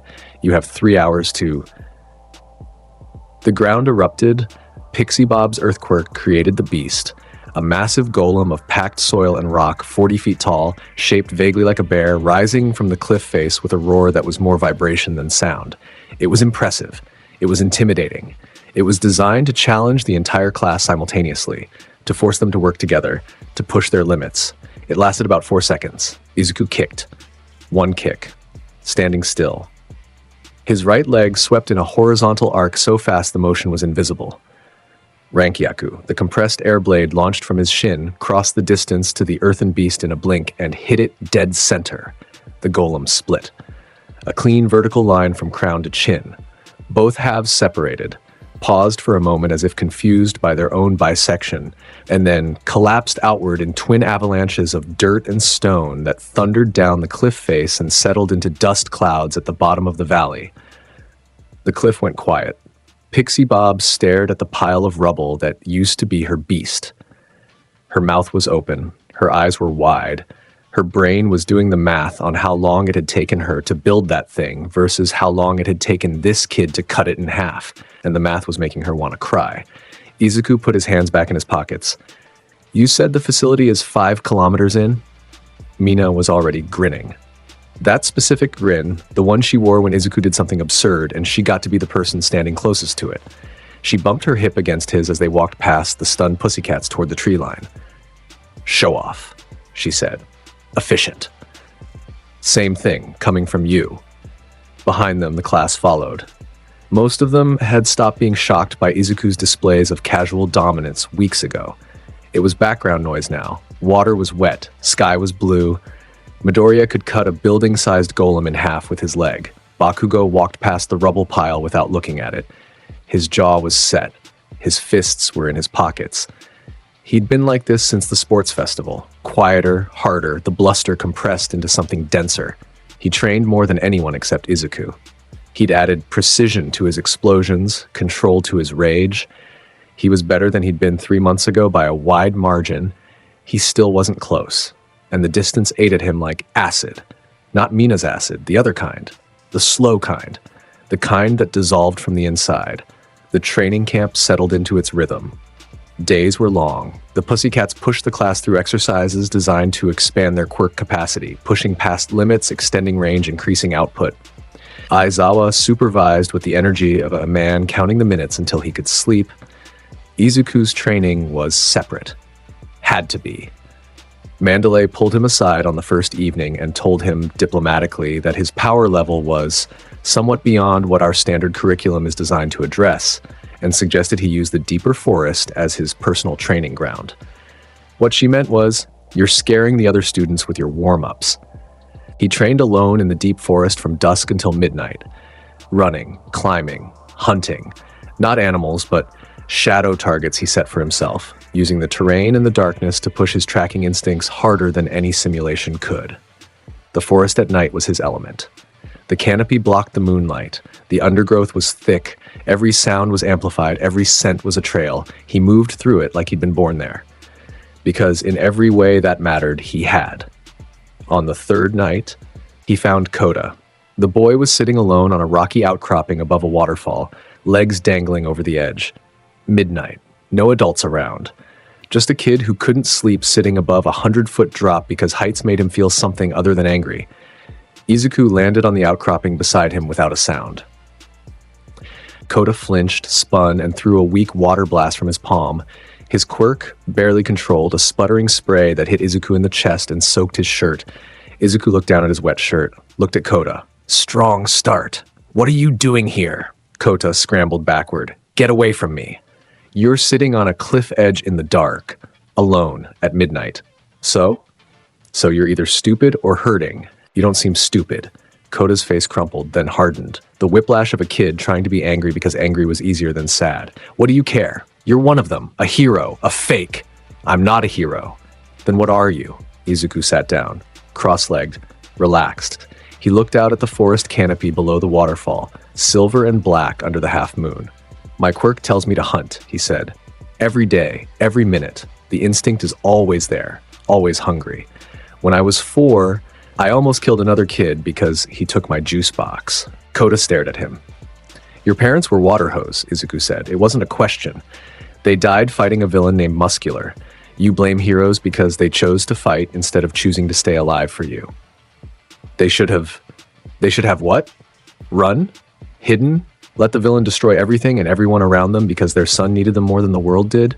The words hit Kota like cold water. His eyes went wet. That's not fair, the boy whispered. No, it isn't. Nothing about losing people is fair. Izuku's voice was low, but there was something underneath the cold, a current of something that sounded almost like experience. Your parents made a choice. You can hate the choice. You can hate the world that forced them to make it. But hating heroes won't bring them back. It'll just leave you sitting alone on cliffs at midnight, getting angrier at people who can't hear you. Kota's tears fell. He didn't wipe them. He sat there, small and broken, and cried the way children cry when the thing they've been holding starts to slip. Izuku didn't touch him, didn't comfort him. Just sat beside him and let the sound of the waterfall fill the space between them. After a long time, Kota said, "Does the hunting instinct ever stop?" "No." "How do you live with it?" "I decide what's worth hunting and what isn't. The instinct doesn't choose. I choose." Kota wiped his face with his sleeve, looked at Izuku with red-rimmed eyes. "You're weird," the boy said. "I've been told. Can I stay here for a bit? I don't want to go back yet." "Stay as long as you want. I'll make sure nothing bothers you." Kota nodded. pulled his knees to his chest, looked out at the forest. Izuku sat beside him in the dark and watched the tree line. His golden eyes tracked every shadow, every movement, every rustling leaf. A leopard on a cliff, standing guard over something small, he didn't mind. The fourth night of camp, 10:47 p.m. Izuku was 3 kilometers into the deep forest when his nose caught something that shouldn't have been there. Chemicals. Artificial, a compound he'd smelled once before. In the files, the Hero Public Safety Commission had distributed about known villain weaponry. A knockout gas, fast-acting, colorless, designed to drop humans in under 3 seconds of inhalation. His ears rotated. Picked up movement, not animals. Footsteps, multiple sets. Moving in coordinated patterns through the tree line from the north and east. Radio static, faint, on a frequency his leopard hearing could detect at range. People in the forest. Armed, moving toward the camp. The League of Villains. Izuku's eyes shifted. Gold, full slits. His spots darkened across his skin. Every muscle in his body went from relaxed to combat ready in a heartbeat. The transformation so ingrained it was autonomic, like a gun being cocked. He didn't run toward the camp. He ran toward the nearest cluster of students, Soru.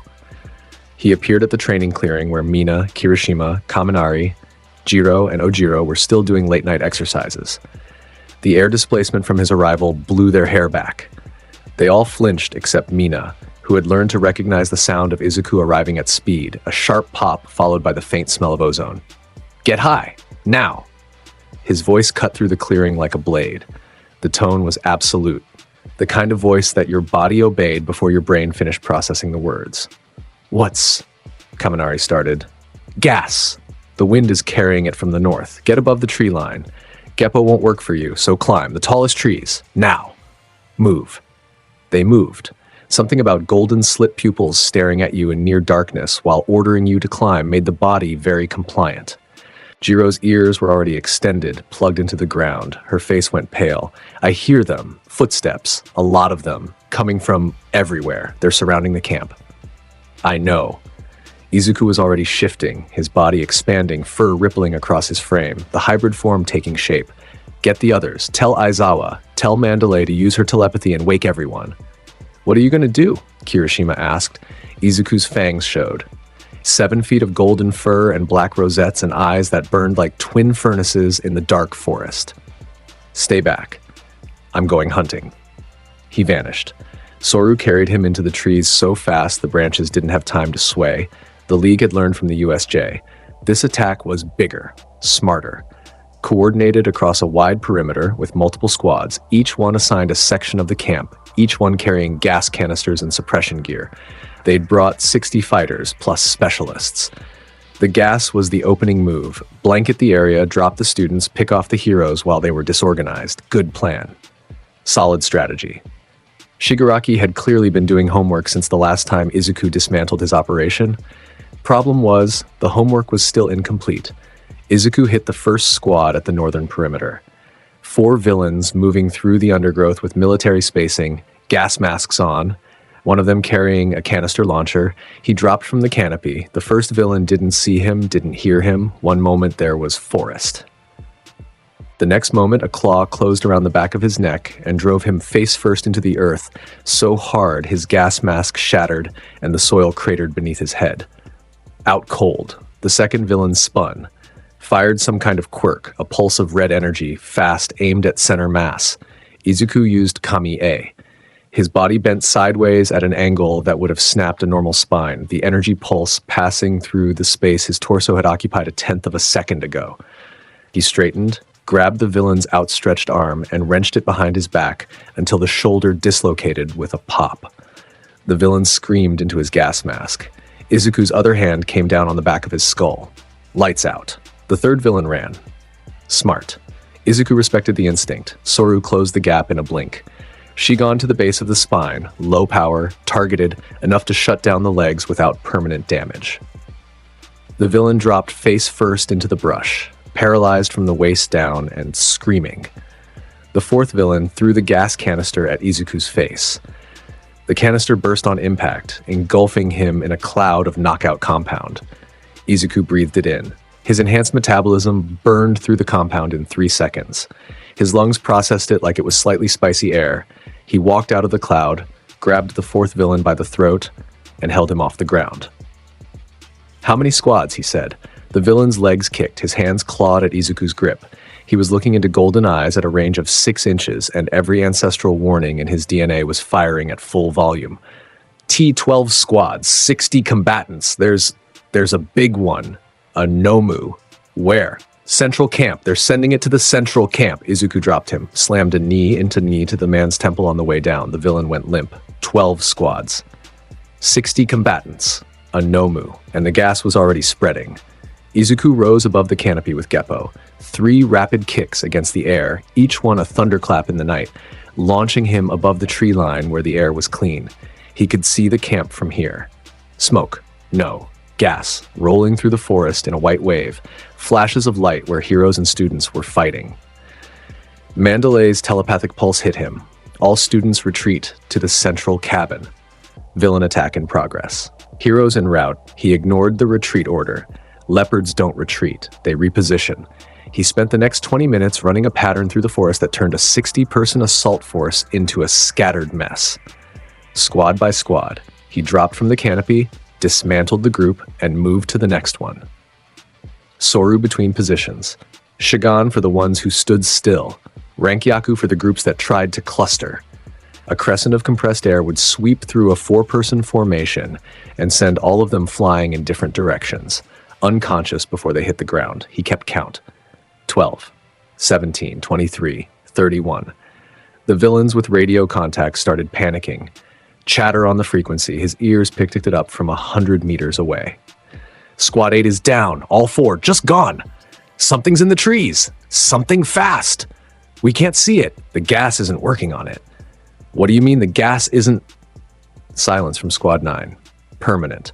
By the time Izuku cleared the outer ring, 42 villains down, every one of them incapacitated with targeted strikes that left them alive but thoroughly broken, he circled back toward the central camp. And that's when he smelled the ozone and nitroglycerin scent of Bakugo's explosions, mixed with something else, a warp gate signature. Kurogiri. Or something similar. He hit the clearing at full Soru speed and found the scene already in motion. A group of League operatives, the inner circle, the ones Shigaraki trusted with the real objective, had gotten to the cabin. Dabi was there, blue flames licking the tree line. Twice was there, duplicates everywhere. Mr. Compress was there, marble gun in hand, and Bakugo was in a marble, the League's objective, the whole reason for the attack. They wanted Bakugo, his raw power, his rage, his potential for corruption. Shigaraki had decided that if you couldn't beat the leopard, you stole the dog and turned it into something that could bite back. Compress had gotten him during the chaos. A single touch while Bakugo was fighting Dabi, and the explosive boy was sealed in a marble the size of a jawbreaker, held between Compress's fingers like a trophy. Izuku arrived in the clearing to find the inner circle retreating through a warp gate. Compress was already half through. Dabi was covering the exit with a wall of blue flame. Twice was deploying duplicates to block pursuit. Izuku used Soru. He crossed the clearing faster than the blue flames could spread. He hit twice, one Shigan to the original's shoulder, a precision hit that dropped all the duplicates when the source lost consciousness. He pivoted and fired Rankyaku at Compress's arm, the one holding the marble. The air blade crossed the clearing. Fast. Clean. It would have severed Compress's hand at the wrist. Compress saw it coming. He was a professional villain with professional reflexes. He twisted, pulling his arm back through the warp gate a fraction of a second before the air blade arrived. The Rankyaku cut through empty air. The warp gate closed. Bakugo was gone. Izuku stood in the clearing. Around him, the camp was smoking. Gas lingered in pockets between the trees. Heroes were shouting. Students were being accounted for. Sirens were starting, distant but growing. He looked at the space where the warp gate had been, at the absence. The empty air where a moment ago there had been an opening to wherever the League was hiding, and in it a marble containing a boy who had been afraid of Izuku since age 10. Something cold moved through him. Through the predator, through the human, and through the architecture of control and discipline that Star and Stripe had built in him piece by piece over years. He'd cleared 42 villains, protected the outer perimeter, saved a dozen students from gas exposure, done everything right. And it hadn't been enough, because he'd been out there hunting while the real target was taken from the center. He stared at his claws, flexed them. Mina found him. She came out of the smoke with acid still dripping from her hands, uniform torn, a bruise on her jaw from a villain she'd dropped with a spinning acid kick.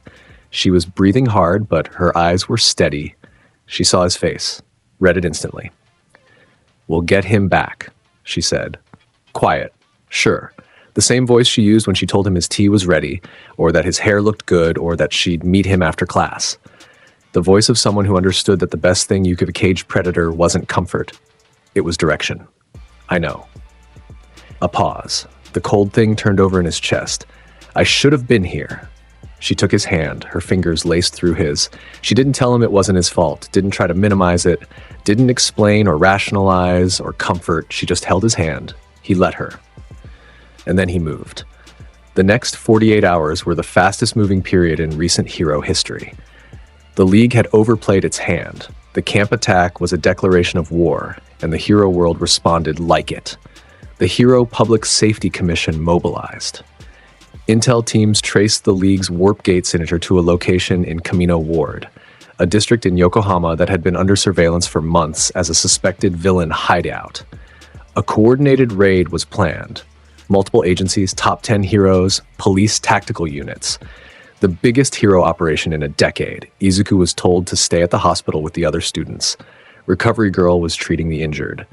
Aizawa was in surgery for a fractured orbital bone. Mandalay had a concussion. Several students had moderate gas exposure. Izuku waited until the nurses changed shift at 2 a.m. Then he left. He didn't tell anyone. He didn't leave a note. He took his hero costume from the sealed case in his room, changed in an alley 2 blocks from the hospital, and started moving. Kamino Ward was 90 kilometers away. He covered it in under an hour. Geppo carried him above the city, kick after kick against the open sky, each one a percussive beat that left small shockwaves in the air behind him. Anyone looking up from the streets of Yokohama at 3 a.m. would have seen a shadow against the stars, moving too fast to track. Heading south with the focus of a missile that already knew its target, he reached Kamino at 3:47 a.m. The hero raid was scheduled for dawn. 3 hours away, Izuku didn't wait. He found the bar by scent. The League's hideout was underground, beneath a nondescript building in the warehouse district, masked by ventilation tricks and quirk-enhanced concealment. But no amount of concealment could hide 60 bodies worth of biological activity from a nose that could track a single person's heartbeat across a city block. He circled the building once, mapped the exits, counted the heartbeats inside. 12 on the ground level, more below. He identified Bakugo's heartbeat by the faint chemical trace of nitroglycerin that saturated the boy's sweat even when he wasn't using his quirk. Bakugo was alive, underground, restrained, probably. His heart rate was elevated, angry, not scared. Typical, Izuku shifted. The hybrid form came on smooth and fast, fur blooming across his frame, his body expanding, his senses sharpening, until the world was a symphony of data that flowed into him from every direction. He crouched on the rooftop in full hybrid, golden eyes glowing, and assessed his approach. Through the roof. Fast. Loud enough to disorient. Quiet enough to maintain control. He went through the roof. The ceiling of the League's bar exploded inward. Plaster and rebar and roofing material rained down as 7 feet of leopard hybrid dropped through the hole like a living bomb. He landed in the center of the room in a crouch that cratered the floorboards, and the shockwave from the impact blew every chair, table, and glass in the bar outward in a circle. Kurogiri, behind the bar, reacted first. The warp villain's misty form surged toward Izuku, trying to engulf him, to transport him somewhere, anywhere, away from the hideout. Izuku punched the mist. He drove his fist through Kurogiri's warp field with such force that the compressed air around his knuckles disrupted the spatial fold.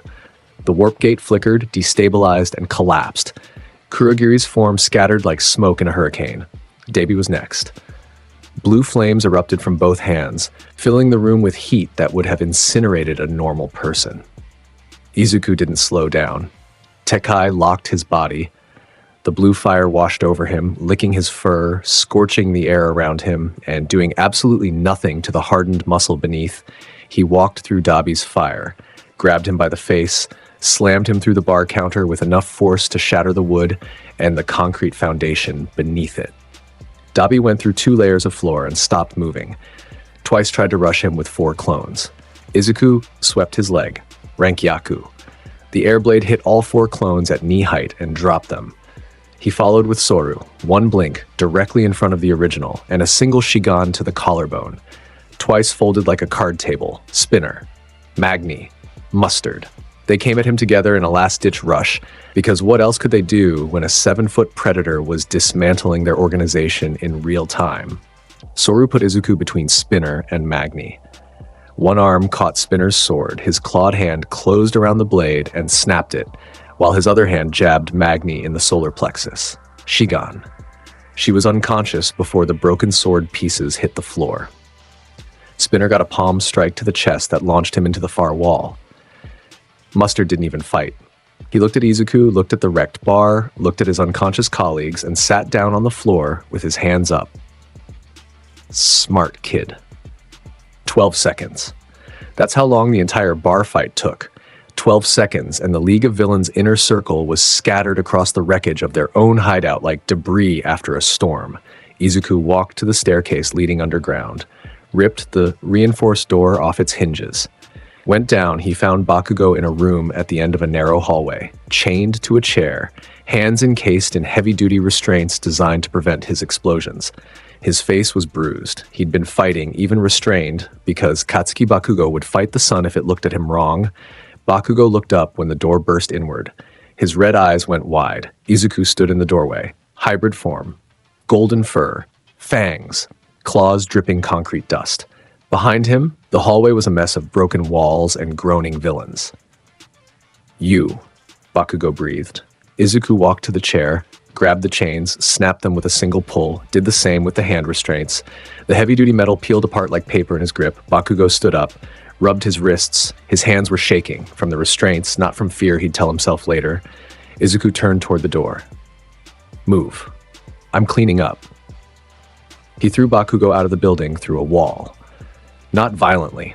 Well, not excessively violently. More like a firm relocation. Bakugo flew through the hole in the bar's exterior and landed in the street outside, stumbling but upright, free. Izuku stayed inside, because there was one more thing in the basement that his senses had picked up. One more heartbeat. Slow, ancient, wrong. The wall at the far end of the basement shifted. Cracks spread across the concrete.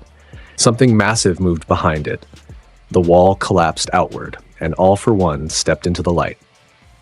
Here's the thing about All for One. You can read about him, you can study his file, you can memorize his stolen quirks and his centuries of history and his role as the puppet master behind every shadow in the villain world. But none of it, absolutely none of it, prepares you for what it feels like to stand in the same room as him.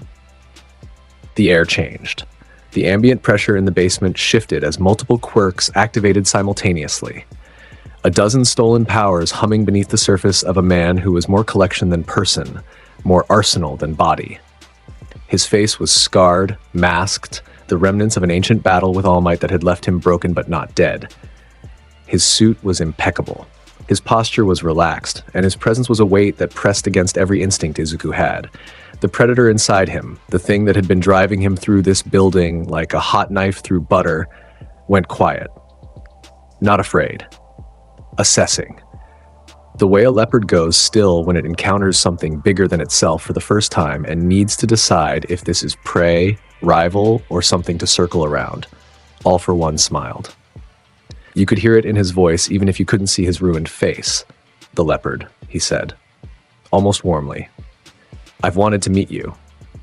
Izuku looked at him. 7 feet of hybrid form, fur standing on end, every muscle coiled. His golden eyes tracked the quirk signatures radiating off All for One's body the way a radar tracks incoming missiles. He counted them.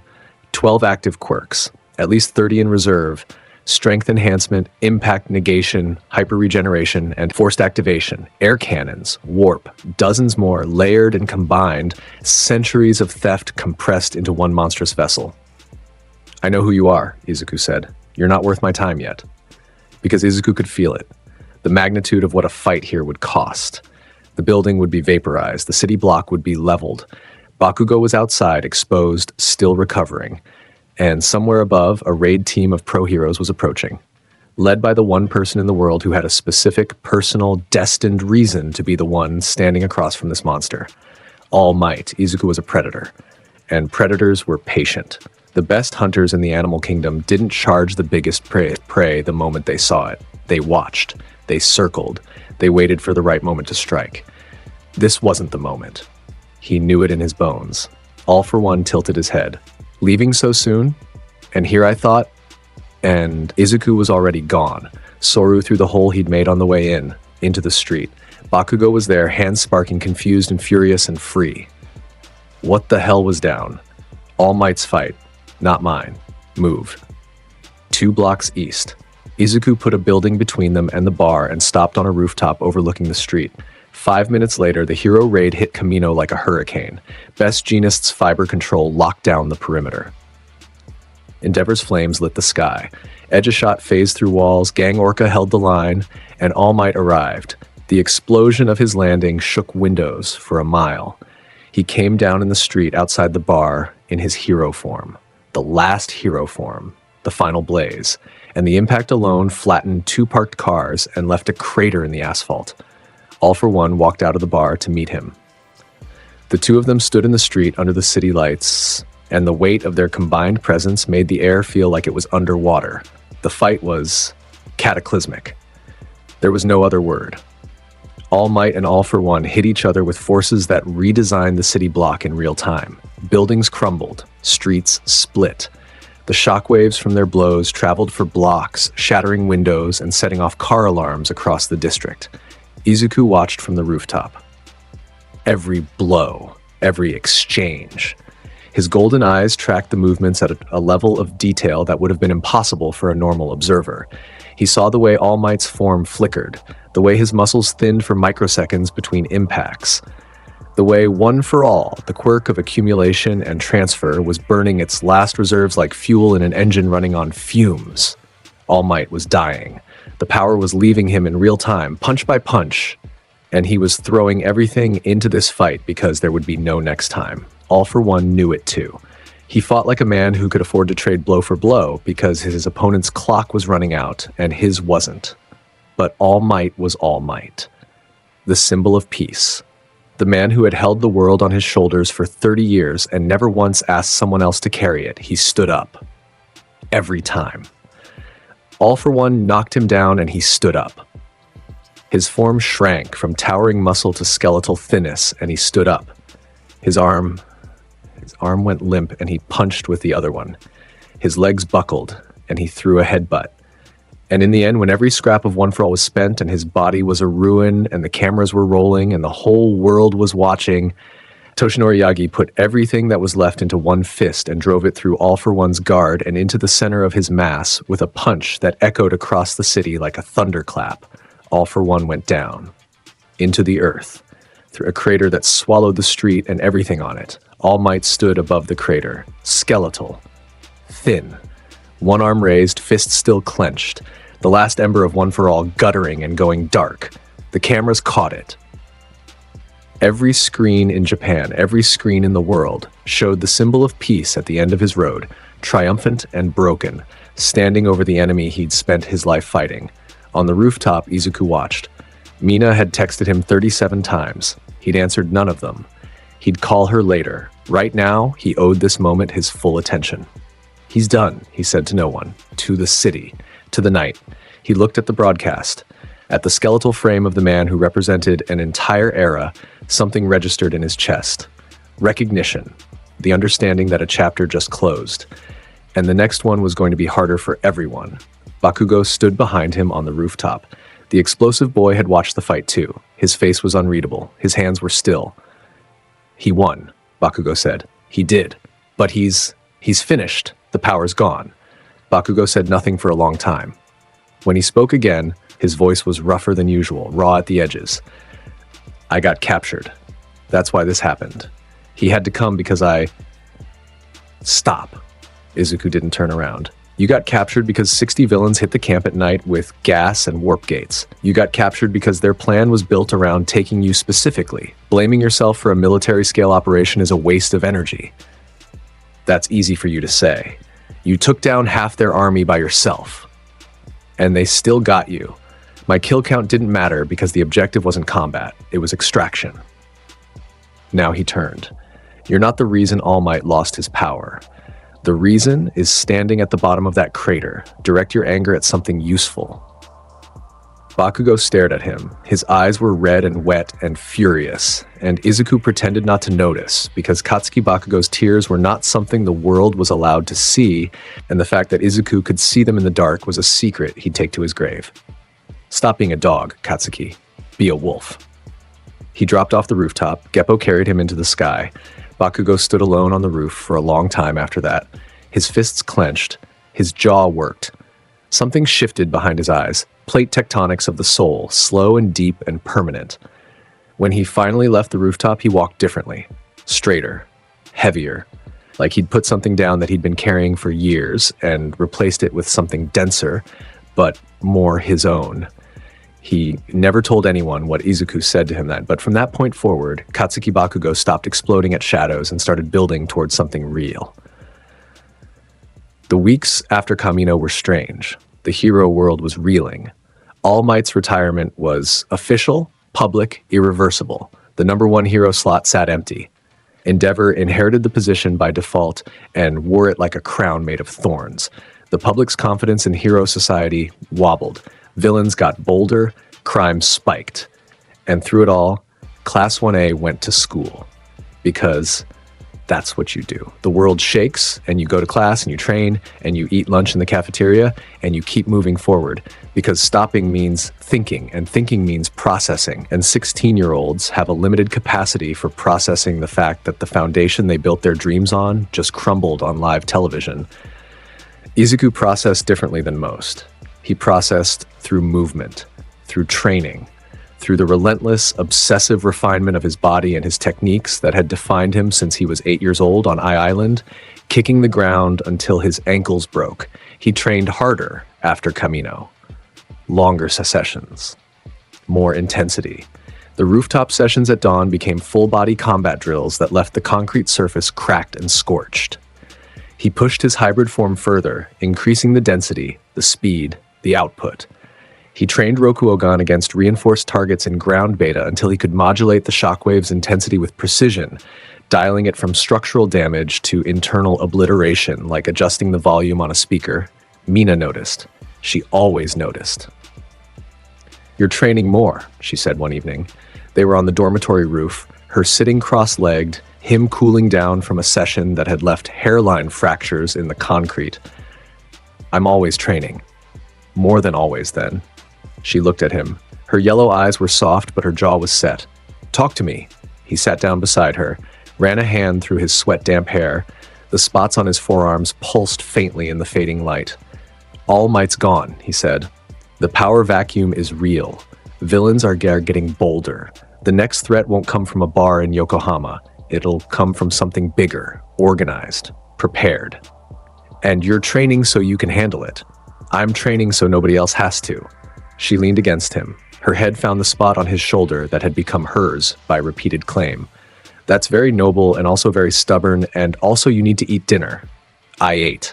Protein bars don't count as dinner, Izuku. They have 17 grams of dinner, real food, with me, downstairs. Now." "Fine." She grinned, stood up, offered him her hand. He took it, let her pull him to his feet, kept holding it as they walked toward the stairwell. "Mina, thank you." "For what?" "For being loud when I'm quiet." She squeezed his hand. "That's the job." The provisional hero license exam was held 3 weeks later. A massive assessment at the Takoba National Stadium administered by the Hero Public Safety Commission. Every major hero school sent candidates. The exam was designed to evaluate combat capability, strategic thinking, and rescue aptitude under pressure. Izuku's reputation preceded him like a shockwave. When Class 1A walked into the stadium, the other school's students went quiet. Not the impressed kind of quiet. The "there's a wild animal in the building" kind of quiet. His sports festival footage had been analyzed by every hero student in Japan. His Hosu footage had been analyzed by every hero student in the world. Walking into the exam as Izuku Midoriya was like walking into a chess tournament as the player who'd already beaten every grandmaster by mail. The strategic portion came first. A simulated disaster scenario, collapsed building, multiple civilian casualties, timed extraction with active hazards. Teams of examinees worked together to clear zones and rescue targets. Izuku finished his zone in 15 minutes. He identified every other examinee's quirk within the first 2 minutes by watching their movements, mapped the optimal extraction route through the collapsed structure, and executed it with Soru so fast the proctors had to review slow-motion footage to confirm he hadn't skipped sections. He hadn't. He'd completed every required step. He was just that fast.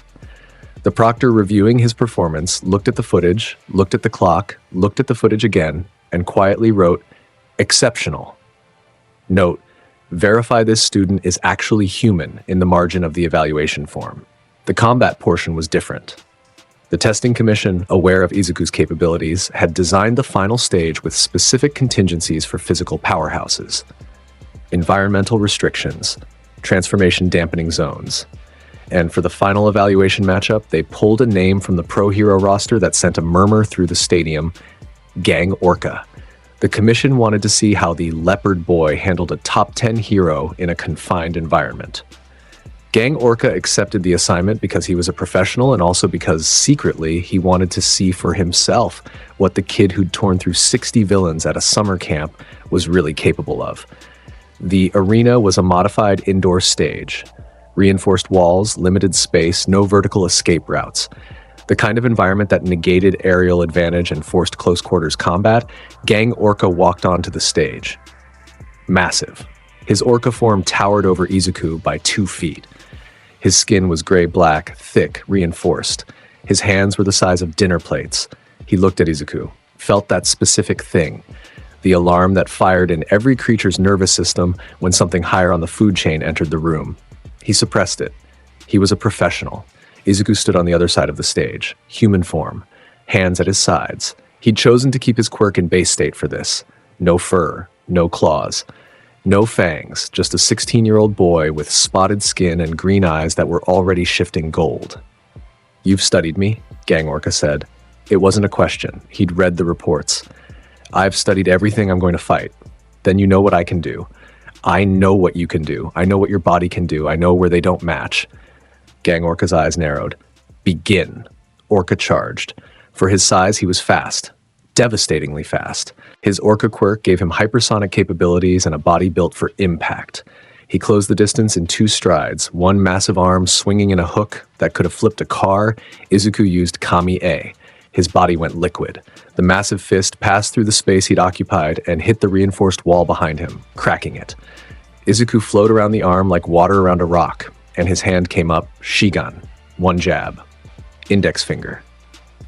It hit the nerve cluster below Gang Orca's left shoulder blade, a point that in Orca physiology sat exactly 3 centimeters deeper than in a standard human frame, protected by a layer of blubber-analogous tissue that Izuku had calculated the penetration depth for 2 weeks ago.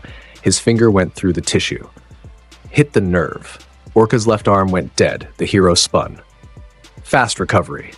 Impressive. His right arm came around in a backhand that should have caught Izuku on the rebound. Izuku was already somewhere else. Soru repositioned him behind Orca before the backhand completed its arc. Second Shigan, right trapezius nerve cluster. Orca's right shoulder dropped. Orca twisted his torso, trying to get eyes on his target. His body was still powerful. Even with both arms compromised, he had his hypersonic scream, his jaw strength, his mass. He opened his mouth. The hypersonic burst fired, a cone of focused sound pressure that would have ruptured the eardrums of anything in front of him. Izuku wasn't in front of him. Third Shigan. This one hit the nerve cluster behind Orca's left knee. The leg buckled. Fourth Shigan. Right knee. Gang Orca went down. Both knees hit the stage. Both arms hung dead at his sides. He was conscious, aware, his quirk fully active. But his body had stopped responding to his commands because every major motor nerve had been shut down. 4 exchanges, 4 hits, 0 quirk use from Izuku. He hadn't transformed. He hadn't even used Tekai or Rankyaku, just speed, knowledge, and 4 fingers. Gang Orca knelt on the stage floor and looked up at the boy standing in front of him. Human form, hands in his pockets, breathing normal. "You researched me," Orca said. "I research everything I'm going to fight. You have a good quirk. Your body can't keep up with your instincts. Work on that." Orca stared at the kid who had just dismantled a top 10 hero without transforming, without using a finishing move, without breaking a sweat. "Terrifying," he said. The medical team came to restore his nerve function. Orca stood up 5 minutes later, rolled his shoulders, and walked off the stage with a new understanding of what the next generation of heroes looked like.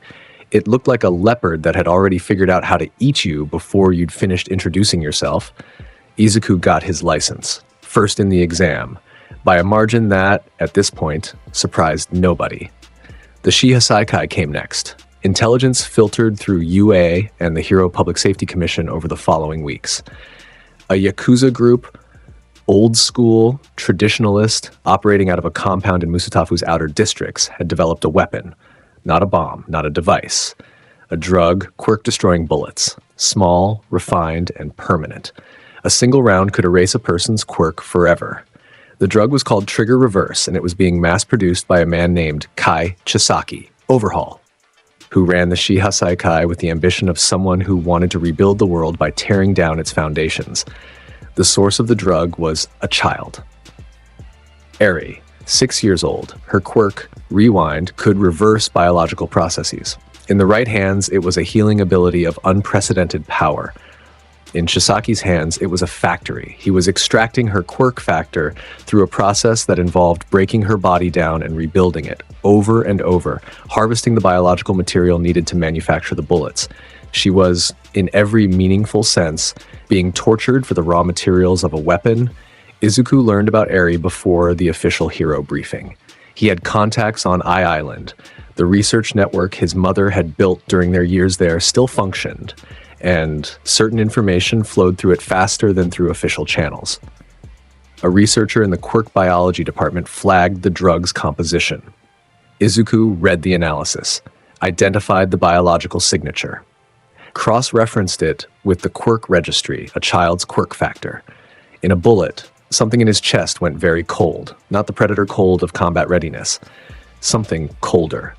The cold of a boy who remembered being 4 years old and being called a monster, whose mother shook so hard the chair rattled, who grew up knowing that the world would have been happy to lock him in a cage if it meant they didn't have to look at what he was. He knew what it felt like to be reduced to your quirk, to be seen as a thing instead of a person. He went in alone. The hero agencies were still planning. Meetings, strategy sessions, risk assessments, legal frameworks, the bureaucracy of heroism grinding through its gears, while somewhere in a compound, a 6-year-old girl was being taken apart. Izuku did not wait for bureaucracy.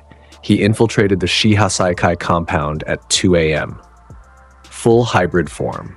He entered through the sewage access tunnel beneath the eastern wall, a point he'd identified by studying the compound's construction records, which were publicly available through the city planning office.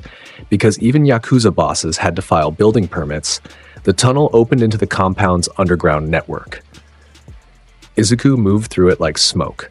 His leopard senses painted the environment in perfect detail. Every heartbeat, every footstep, every whispered conversation. He mapped the guard rotations in 3 minutes, found the gaps, moved through them. The first floor of enforcers went down without a sound. Izuku used Soru to close distances and Shigan to drop targets with strikes to nerve clusters. 1 hit, 1 drop, move on. No alarms, no shouting. Just a trail of unconscious Yakuza members slumped against walls and crumpled in hallways, each one bearing a single puncture wound that would heal in a week and hurt for a month. He moved deeper.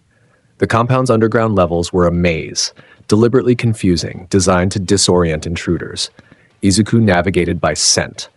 Eri's scent was faint but distinctive. A child's biology, stressed, saturated with the chemical markers of chronic pain and fear. He followed it like a bloodhound on a trail, Soru flickering through corridors, dismantling every obstacle. Mimic, a quirk user who could merge with and control inorganic matter, tried to trap him by folding the walls inward. Izuku punched through them. Tekai made his fists harder than the reinforced concrete. He walked through the closing walls like they were paper screens. Nemoto, a quirk user whose ability forced people to tell the truth, tried to interrogate him from behind a reinforced door. "What are you afraid of?" the man screamed. His confession quirk hitting Izuku through the door. Izuku kicked the door off its hinges. It hit Nemoto in the chest and carried him into the far wall. "You lack killing intent," Izuku said to the unconscious body. In a "that's what I'm not afraid of." Floor by floor, enforcer by enforcer. Chronostasis, who could slow targets by touching them with his clock hand hair, tried to tag Izuku from behind a corner. Izuku's ear twitched. He smelled the man's hair product before the attack reached him. He spun, caught the hair mid-extension, and yanked the man off his feet so hard he flew through the air and hit the ceiling before hitting the floor. 16 enforcers, 2 lieutenants, 1 labyrinth, all cleared in under 12 minutes, and then he found her. The room at the lowest level. Sterile. White. Medical equipment lining the walls, IV drips, extraction devices, things with needles and tubes that existed only in places where people were treated as materials. The air smelled like antiseptic and old blood, and the particular chemical signature of a body that had been broken and rebuilt so many times the cells barely remembered what they were supposed to look like. Eri was on a bed. Small, white hair, red eyes, bandages on her arms, bandages on her legs. She was awake, staring at the door with the blank, empty expression of a child who had stopped expecting anything good to come through it. Izuku stood in the doorway. Hybrid form, 7 feet, golden eyes, fangs, claws. He looked terrifying. He knew that. He was a monster standing in a doorway, and the child in front of him had spent her entire conscious life at the mercy of monsters. But she didn't flinch. She looked at him with those flat red eyes and waited. Not hopefully. Not fearfully. Just waited. The way an animal in a cage waits when the door opens because it's learned that doors opening sometimes means food and sometimes means pain, and the only thing to do is wait and see which one. Izuku reverted. The fur pulled back. The claws shrank. The fangs disappeared. He stood in the doorway as a 16-year-old boy with green hair and green eyes and faint spots on his skin. He was still big, still muscular, still undeniably dangerous. But the shape was human, and the eyes looking at her were not predatory. They were the eyes of someone who understood cages. He walked toward her, slowly, no sudden movements. He crouched by the bed so his eyes were level with hers. "Eri." She blinked. Surprised to be called by name. "You don't have to be afraid," he said. "I'm taking you out of here." "He'll come back," she whispered. Her voice was tiny, hoarse. "He always comes back. Not this time." "How do you know?" "Because I'm going to make sure he doesn't."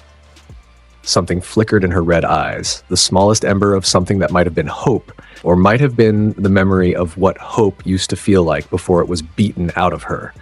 He didn't rush her. He held his hand out and let her decide. Footsteps behind him. Heavy. Deliberate. The antiseptic smell of the room thickened, overlaid with something sharper. The scent of someone whose quirk involved the fundamental restructuring of matter. "I don't recall inviting guests."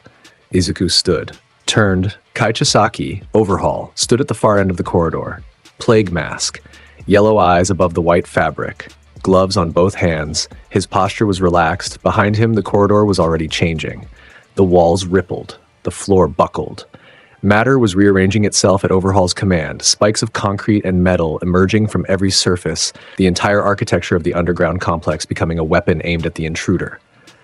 "Move away from her," Izuku said. Overhaul tilted his head. "She's mine, my property, my investment. You've broken into my home, destroyed my men, and now you're telling me to move away from what belongs to me?" Izuku shifted. Hybrid form, fast, the transformation ripping through him in a heartbeat. The room's dimensions shifted around his expanding frame. Overhaul disassembled the floor. The ground beneath Izuku's feet ceased to exist. Not collapsed, actively unmade at the molecular level. One moment it was concrete. The next, it was a cloud of individual atoms that scattered like dust. Izuku dropped into the void. Geppo caught him. 2 kicks against the air, and he was back at floor level, but Overhaul was already rebuilding. Spike walls erupted from the sides. The ceiling sprouted stalactites. The corridor became a closing mouth of stone and steel. Izuku went through the spike wall with Tekai. The spikes shattered against his hardened body like glass against iron. He charged down the corridor toward Overhaul, who was backing away, both hands touching the walls, restructuring them faster than Izuku could close the distance. Overhaul was good. Better than good. His quirk was one of the most versatile in existence, touch-based disassembly and reassembly of anything. The ceiling, the floor, the walls, his own body if needed. Every surface was a weapon, a shield, a trap. He rebuilt the corridor 3 times in 10 seconds, each configuration designed to funnel, restrict, and punish anyone trying to reach him. Izuku adapted. He'd studied Overhaul's quirk profile. He understood the mechanics, touch activation, a brief reconstruction cycle between disassembly and reassembly, and a cooldown that scaled with the complexity of what was being rebuilt. Simple reconstructions were nearly instant. Complex ones took fractions of a second longer. Fractions of a second were all Izuku needed. He stopped trying to charge through the obstacles. Instead, he used rank Yaku, firing air blades down the corridor, each one carving through the reconstructing walls before they could solidify. The compressed air couldn't be disassembled because it wasn't a solid structure. Overhaul's quirk needed material to work with, and wind was just moving atmosphere, airblade after airblade. Overhaul dodged the first 2. The third forced him to rebuild a wall as a shield, which bought Izuku 0.2 of a second while the reconstruction cycle ran 0.2 of a second. Soru Izuku crossed the remaining distance in a blur that left cracks in the air itself. He appeared directly in Overhaul's space, inside the man's guard, inside his quirk's effective range, close enough to smell the antiseptic on his mask, one hand closed around Overhaul's wrist. The non-gauntlet wrist, the bare skin. Overhaul froze. "You touch people to use your quirk," Izuku said. "I'm touching you. You use your quirk on me. You disassemble your own hand." Overhaul's yellow eyes widened above the mask. His brain ran the physics.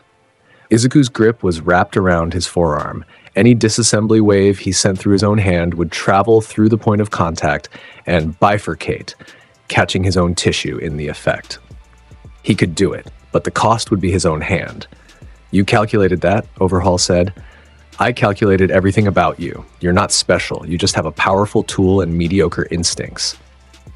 Izuku twisted the wrist, the kind of manipulation that said, "I can break this whenever I choose, and right now I'm choosing not to."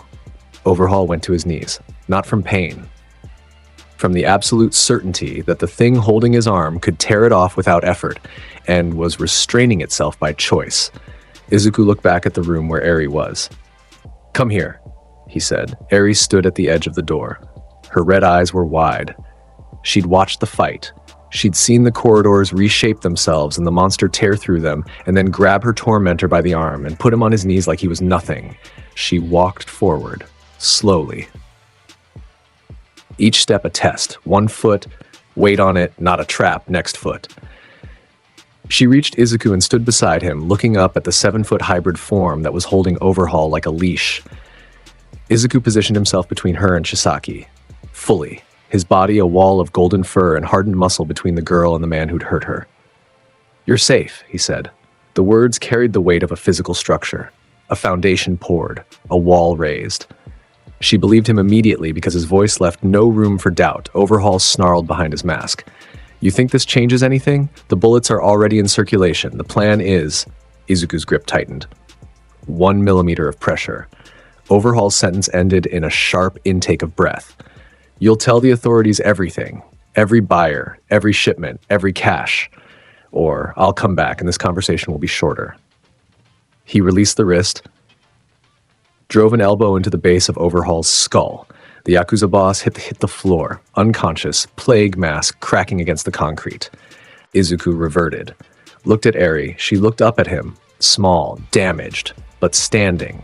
"Are you a hero?" she asked. He considered the question, honestly, the way he considered everything, with full engagement and zero pretense. "I'm what comes when the heroes aren't enough." She thought about it. Her little face worked through it the way children's faces do when they're processing something too big for their vocabulary. Then she held up her arms. Izuku picked her up.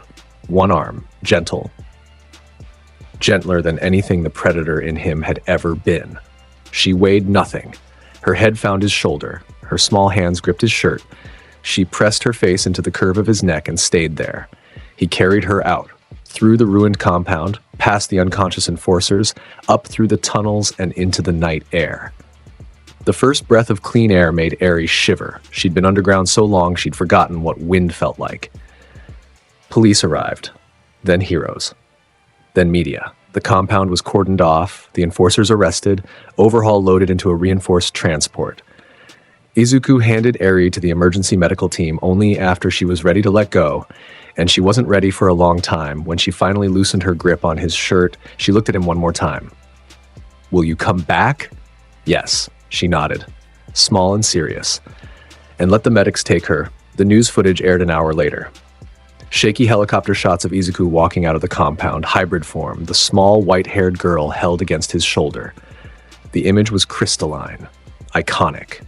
A monster carrying something fragile through the dark, and the juxtaposition, no, the contrast, hit the public consciousness like a freight train. In the 1A dormitory common room, the class watched the broadcast. Mina was sitting on the couch, surrounded by everyone, watching the footage of Izuku carrying Eri with an expression that defied every emotional defense she'd ever built. "He's holding a child. He's being so gentle. I cannot." "Ashido, please," Ida said. "I will not please." Kirishima was openly crying. Again, "That's so manly. That's the manliest. He rescued a little girl. By himself. From the Yakuza." "We should be used to this by now," Jiro said. Her earphone jacks were twitching, which meant she was also emotional and hiding it. "You don't get used to this, like Kaminari said. This is Midoriya. The ceiling keeps going up." Todoroki watched quietly. The left side of his face flickered with warmth, his fire side responding to his emotions in a way it hadn't done before Izuku had forced it open at the sports festival. He said nothing, but his expression carried something that looked a lot like the quiet conviction of a man who'd found his benchmark. Bakugo wasn't in the common room. He was in his own room, watching the same footage on his phone. Alone. His face was blank, his hands were still. When the clip ended, he set the phone down and stared at the wall for a very long time. Then he got up and went to the training room. He trained until 4 a.m. Months passed. The world shifted. The League of Villains didn't disappear. They grew. Shigaraki absorbed what remained of the Paranormal Liberation Front, a massive army of quirk-enhanced radicals who'd been building power in the shadows while the hero world focused on smaller threats. The merger turned the League from a dangerous gang into a standing army. The Hero Public Safety Commission responded with the largest coordinated operation in the history of the profession. Months of intelligence gathering, surveillance, mole placement. They mapped the Liberation Front's network, identified its leaders, pinpointed its bases of operation. The plan was a simultaneous strike across multiple locations, destroy the organization's infrastructure in one massive blow, and capture its leadership before they could scatter. It was a good plan. Comprehensive. Well-resourced. It was also compromised. Hawks, the number 2 hero who'd been operating as a double agent inside the Liberation Front, confirmed it on a secure channel 48 hours before the raid. The enemy knew. They had moles in the commission. The raid locations had been fed to the front. Every ambush point would become a kill zone for heroes and for villains. The commission launched anyway, because there was no choice. Every day the front existed was another day. Their army grew, and their weapons proliferated. Overhaul's bullets, the quirk-destroying rounds, had made their way into Liberation Front hands before the Shihasaikai takedown could stop the supply chain. The front had them, and they were building more. The heroes went in, knowing it was a trap. They went in because the alternative was worse. The Paranormal Liberation War broke open across Japan on a spring morning that should have been beautiful. Izuku was deployed with the Jaku Hospital strike team. The group assigned to hit the underground laboratory where Shigaraki was undergoing his enhancement surgery. The intelligence said he was still in the tank, still transforming. If they could get to him before he woke up, before the procedure completed, they could end this before it started. They couldn't. The laboratory was a horror show. Miles of underground tunnels. Dozens of high-end Nomu, not the crude prototypes from the USJ, but refined biological weapons with multiple quirks apiece. The hero teams hit them and the Nomu hit back, and the tunnels became a meat grinder. Izuku tore through his section. 6 Nomu in 4 minutes. each one taken apart with the precise, devastating application of Rokushiki that had made him famous. Soru to close, Shigan to penetrate, Rankyaku to sever, Rokuogan to finish the ones that regenerated too fast for conventional dismantling. He was a wrecking ball with a target list, and every target on the list stopped being a threat within seconds of him reaching it. But the tunnels were vast, and the Nomu were many, and while Izuku was cutting through the underground, the thing in the tank woke up. Shigaraki's eyes opened. The tank shattered. The shockwave blew upward through the earth like a volcano. The ground above the laboratory cracked, then split, then erupted outward in a geyser of stone and steel and bodies. Heroes were thrown. Buildings collapsed. The hospital on the surface, the civilian hospital that the laboratory was hidden beneath, tilted, groaned, and began to fall. Izuku felt it through the ground.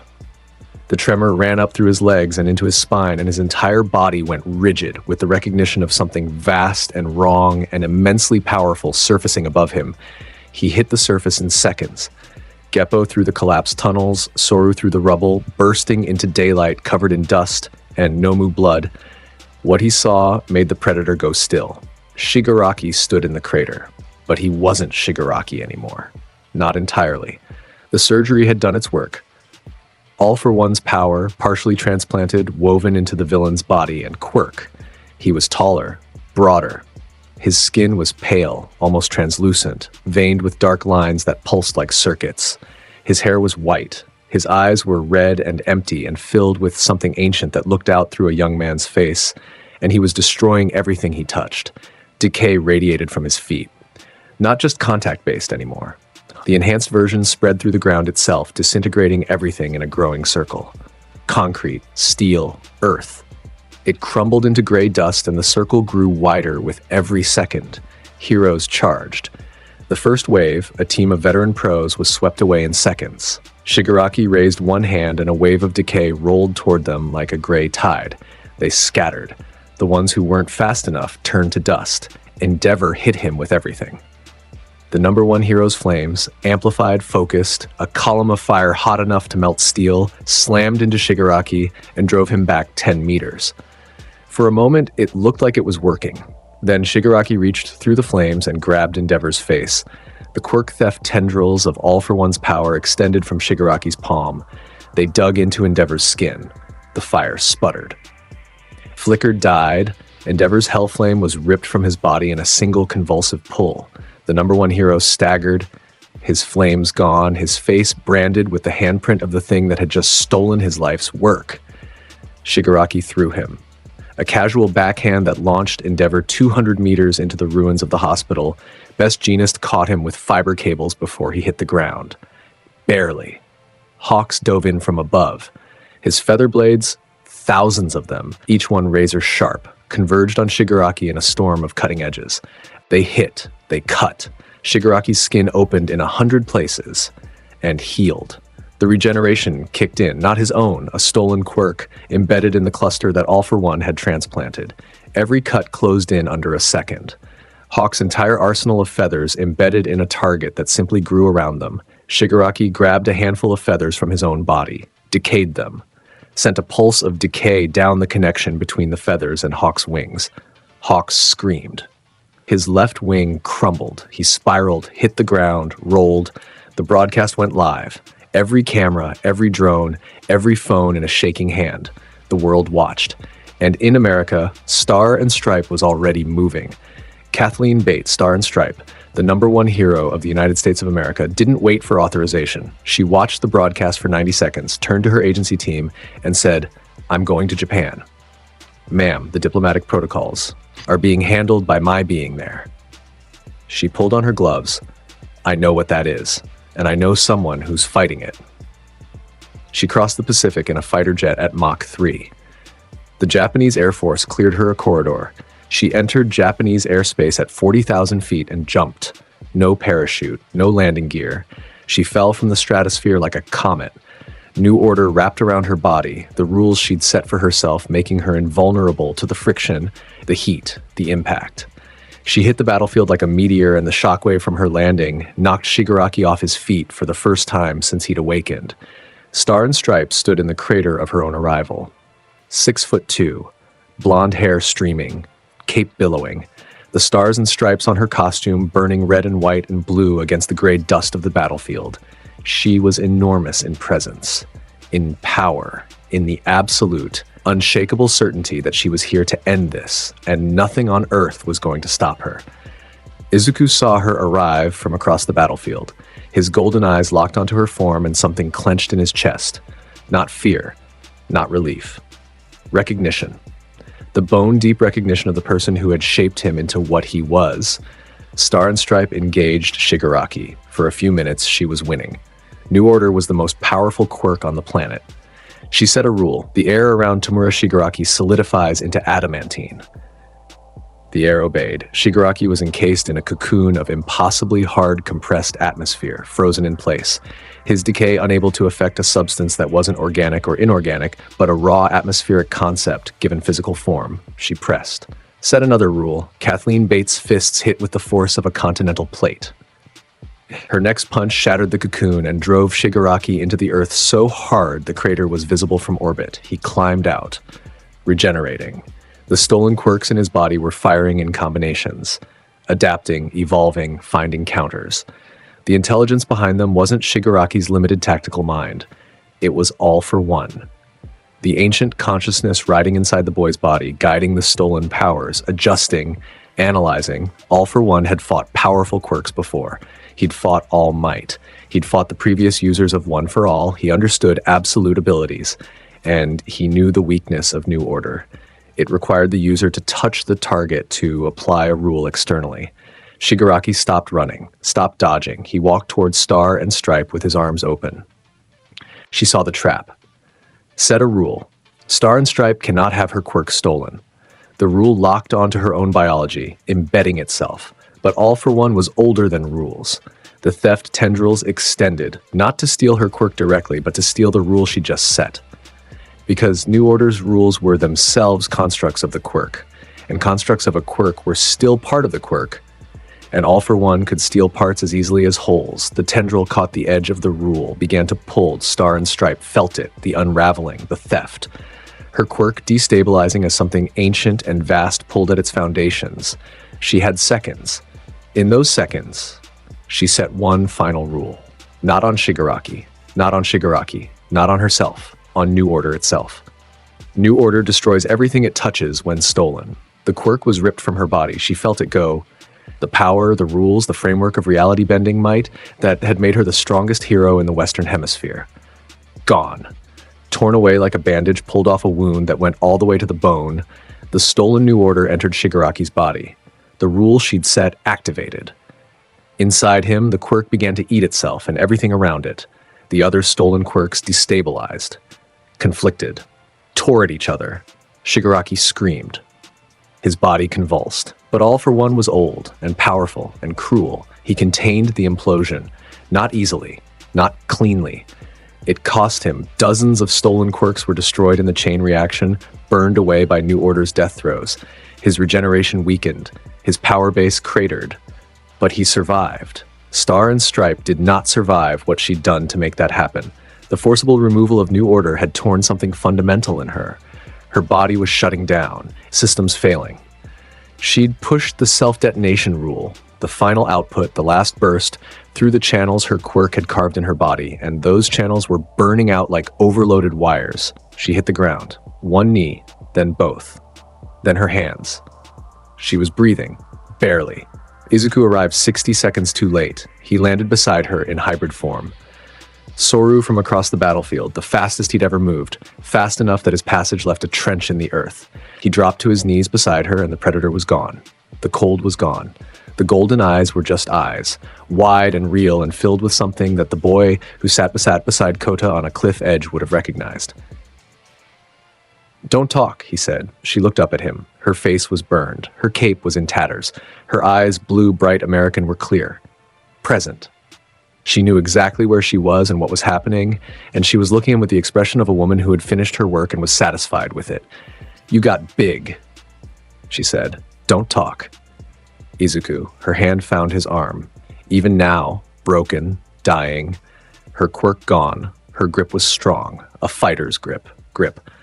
The grip of the woman who had caught a 10-year-old boy's Rankyaku out of the air and where did you learn that and changed his life? Listen to me. I said don't. Listen. The word was a command. The same voice that had told him the animal sits in the passenger seat 100 times on Island. The same voice that had shaped a predator into something the world could survive. He went quiet. You were never going to be a hero. That's fine. The world needs more than heroes. A cough. Blood on her lips. Promise me. What? That you'll end it? That you'll make sure no one else? I was going to do that anyway. She laughed. It hurt her. He could hear it. The bubbling in her lungs, the strain in the muscles of her diaphragm. It was the worst sound he'd ever heard, and it was still somehow warm. I know, she said. I know you were. Her eyes were getting distant. The blue was fading.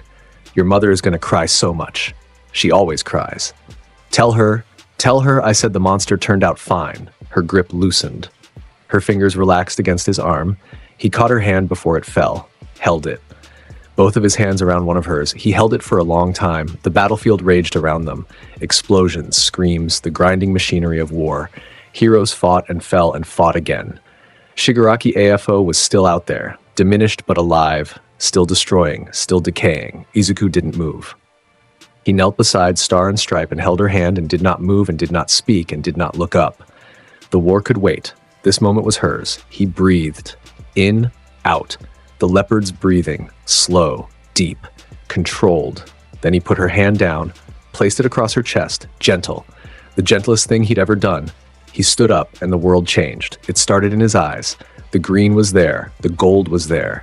And they were both burning, not shifting, not flickering, but burning together in a fusion that made his irises look like they'd been lit from inside. The color was new. Neither green nor gold, something else. Something that didn't exist in nature but existed now because his body was making it real. The ground beneath his feet cracked, not from movement, from standing, from the weight of what was pouring through his quirk like water through a dam that had just lost a wall. His hybrid form rippled, expanded. The golden fur darkened. The rosettes that had been black on gold deepened into something closer to void, the spots absorbing light instead of reflecting it. The muscles beneath the fur layered, compounded, density increasing until the mass of his body was warping the air around him. He grew. 7 feet became 8.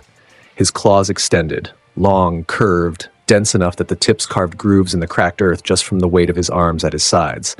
His jaw reshaped. The fangs lengthened. His tail thickened. Dark energy rolled off his body. Not visible. Felt. A pressure that pushed outward in every direction, heavy and hot and ancient. The manifestation of something that had been locked in the basement of his quirk since he was 4 years old and had never fully opened. Every hero within 50 meters felt it hit them like a wall, a physical force against their chests that said in the language older than words, something bigger than you is here now. Endeavor, being carried off the field by Best Jeanist, looked back. His stolen fire was gone, his body was broken, but his eyes worked fine, and what they saw made him go absolutely still. What is that? He whispered.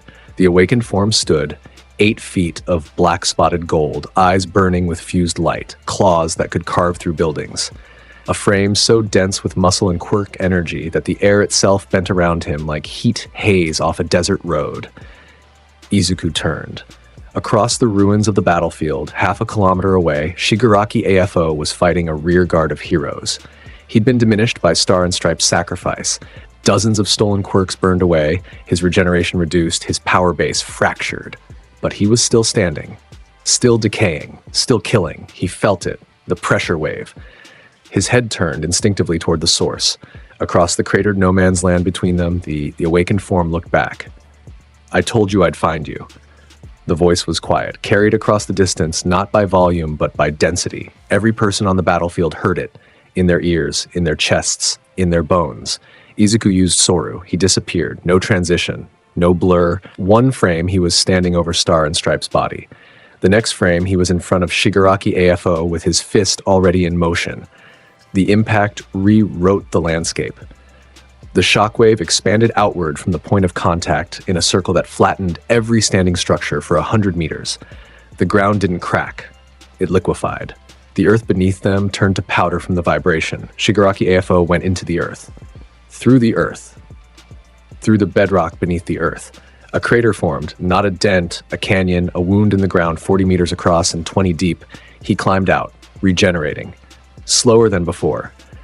Star and Stripe's sacrifice had done real damage to his quirk reserves, but still healing, still dangerous. He was laughing. The sound was wrong. Half Shigaraki's manic giggle, half All for One's bass rumble. Two people sharing one voice. That's it. That's the leopard everyone's... Izuku was already hitting him again. Soru. Invisible. The awakened form moved between positions with zero transition, there and then there and then there, each arrival punctuated by an impact that cratered the ground. He hit Shigaraki AFO from the left, from the right, from above, from below. Each blow landed before the previous one's shockwave had finished expanding. Shigaraki AFO fired back, energy blasts from stolen quirks. A wave of decay spread across the ground toward Izuku's feet. Gravity distortion pulled at his body. Binding chains materialized from thin air, wrapping around his arms. Izuku used Kamiye on the chains. His body flowed through them like water through fingers. The enhanced fluidity of the awakened form making him intangible to anything that required a solid target. He used Tekai on the energy blasts. They hit his body and dissipated against hardened flesh that was, in this form, effectively indestructible. The decay wave reached his feet and stopped. His claws dug into the earth past the decaying layer and found purchase in the bedrock beneath. He stood in the middle of Shigaraki AFO's everything, and it didn't matter. "You're stalling," Izuku said. His voice rumbled from deep in his chest, low and certain. "Your regeneration has a ceiling. You've been fighting since the raid started. You're burning through it." His burning eyes locked onto the villain. "I've been saving mine." Shigaraki AFO's expression shifted. For the first time, something that wasn't confidence moved across his face. Something that recognized, with the pattern-matching intelligence of a centuries-old tactician, that the math had changed. He went all in. Every remaining stolen quirk fired simultaneously. The air around him became a storm of destructive energy. Force, heat, electricity, sound, kinetic reversal with half molecular disruption. Everything he had left unloaded in a wall of raw power that would have erased a city block. Izuku walked into it. Tekai at awakened magnitude. The storm hit him and he kept walking. The force washed over his body. The heat licked his fur without singing it. The electricity crackled against his skin and ground it out through his feet. He walked through the apocalypse the way a mountain walks through weather, unchanged, unmoved, inevitable. He reached Shigaraki AFO through the firestorm. The villain's output was fading. Quirks were burning out, overextended, dying in his body one by one like candles in a wind. His regeneration was straining. His form was destabilizing. The fusion between Shigaraki and All for One wobbling as the power that held them together deteriorated. Izuku put his hands against the villain's chest. The world stopped. Every sound died. Every movement froze. The dust in the air hung motionless. The flames paused. For one instant that felt like eternity. Every molecule in the vicinity held its breath. Both fists flat against the target, arms locked.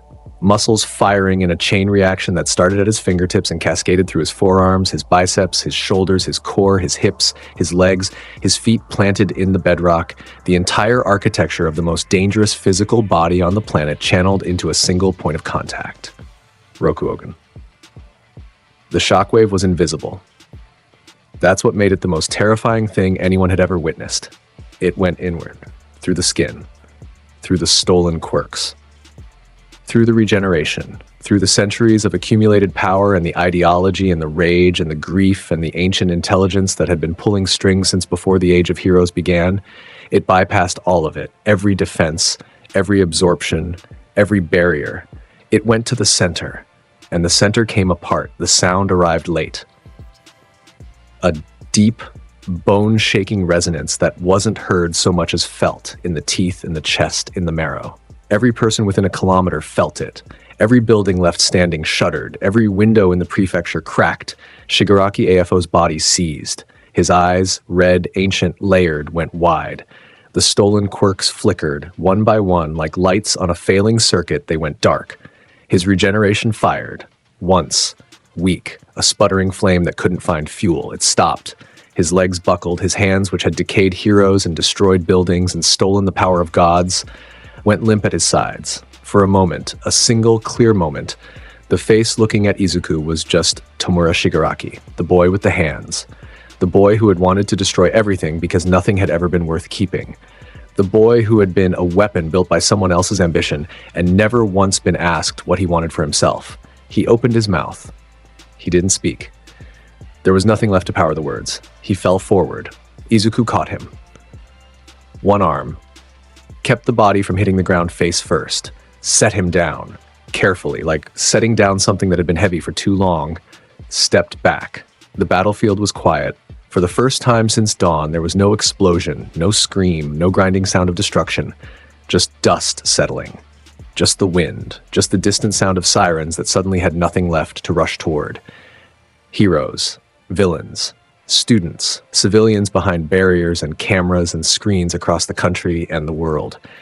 Everyone watching the 8-foot figure standing in the crater where the most powerful villain alive had just stopped being a problem. Izuku turned around. He walked back toward where Star and Stripe lay. The heroes parted for him. Not out of deference, out of instinct. The same instinct that made fish split around a shark, that made herds give way to lions, that made every living thing on Earth recognize when something at the absolute top of the chain was passing through. He reached her, stood over her. The awakened form dimmed, the dark energy pulling back, the burning eyes cooling from fusion to a steady gold, his frame settling from 8 feet toward something closer to 7. The power didn't leave. It would never leave again. But it eased, like a tide receding after a storm. He stood over Star and Stripe's body for a long moment. Then he turned, oriented himself. He didn't need to think about where Mina was. He'd known her location for the entire battle, her scent, her heartbeat, the specific cadence of her breathing that he'd memorized without trying. Because the human part of his brain had cataloged it as essential information, he started walking. He walked through the ruins, past the craters, past the fallen buildings and the injured heroes and the captured villains and the medical teams rushing in every direction. He walked with his hands at his sides and his eyes forward and his pace steady, and the crowd that had gathered along the perimeter, heroes, police, press, civilians, parted for him in silence. He found her on the outer perimeter, Mina Ashido. Acid hands still warm, uniform torn. A cut above her eyebrow she hadn't noticed yet, the blood already drying on her pink skin. She'd been in the outer zone, deployed with the containment teams, holding the line, melting down any villain who tried to breach the perimeter. She'd fought well. She always fought well. When she saw him walking toward her through the smoke and the dust and the ruins of the worst night the hero world had seen in decades, she went perfectly still. He walked up to her. Stopped in front of her. She looked up at him. Her yellow eyes were bright and wet. The tears were already there. She'd been holding them since she saw the broadcast of Star and Stripe falling, since she'd heard the shockwave of Rokuogan through the ground, since she'd felt the pressure wave of his awakening roll across the battlefield and known, without seeing, that something enormous had just happened to the person she cared about most.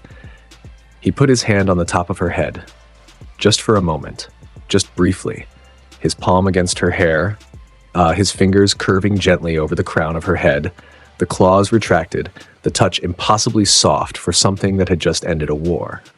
"I'm here," he said. She grabbed the front of his shirt with both fists, buried her face in his chest, and came apart completely. She cried. Hard. The kind of crying that uses the whole body, shoulders shaking, breath hitching, sounds muffled against his chest that were half sobs and half something else, something that sounded like relief, so intense it was its own kind of pain. He stood there and held her, one arm around her back, solid, present. The leopard and the girl made of acid and sunshine in the middle of the ruins of a world that just changed forever. She cried until the crying ran out. Then she stood there against him, breathing, her fists still clenched in his shirt. "Star and Stripe," she said, muffled. "Yeah, I'm sorry. Yeah. Are you okay?" He thought about it, honestly, the way he always thought about things, full engagement, zero pretense. "No," he said, "but I will be." She pressed tighter against him. Her arms moved from his shirt to around his torso, locking at the small of his back, holding him together, the way a frame holds a structure, the way a foundation holds a building. "I'm here too," she said. He rested his chin on the top of her head, closed his eyes, Around them, the hero world started to ask questions it had never had to ask before. What did peace look like now? What did heroes do when the threat that defined their era was gone? Who led? What came next? What was the shape of a world that had just been remade by violence and sacrifice, and a predator who stood at the absolute summit? Nobody asked Izuku. He wasn't a hero. He'd never been a hero. He was what came when heroes weren't enough, and now that he'd done what he came to do, the world could figure out the rest on its own. He just stood there, holding Mina, letting her hold him. The dust settled, the sirens faded, the cameras kept rolling, but the footage they captured wasn't dramatic. Just two teenagers standing in the rubble, holding each other, and if the taller one was an 8-foot apex predator who'd just dismantled a god, well, right now he was also a boy who'd lost his mentor and needed someone to lean on. The world could wait. The days after the war moved in a blur of hospital rooms and press conferences and the slow, grinding work of putting a fractured society back together. Izuku was asked to give statements.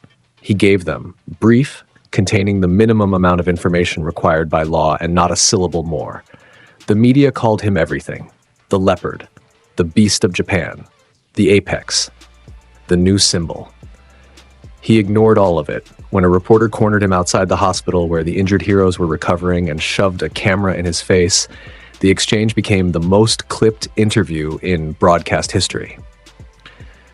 Are you going to be the new number one? No. Then what are you going to be? He thought about it for exactly 1 second. I'm going to be what I've always been. He walked past the camera. Mina caught up to him, threading her arm through his the way she always did.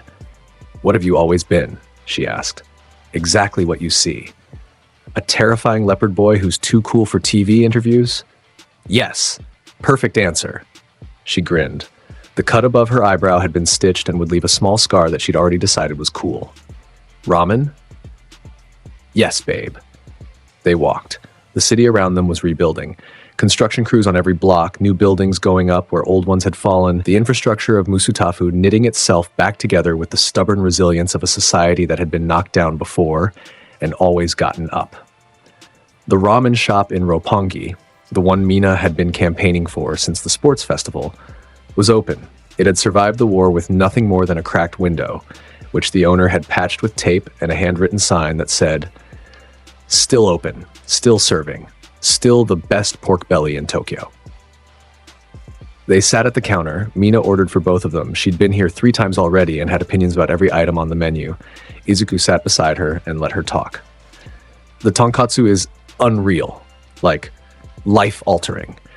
And they do this thing with the egg where they marinate it for like 36 hours or something, and it comes out. Mina. What? Thank you. She looked at him. He was looking at his hands on the counter. The spots on his forearms were faint in the restaurant's warm light.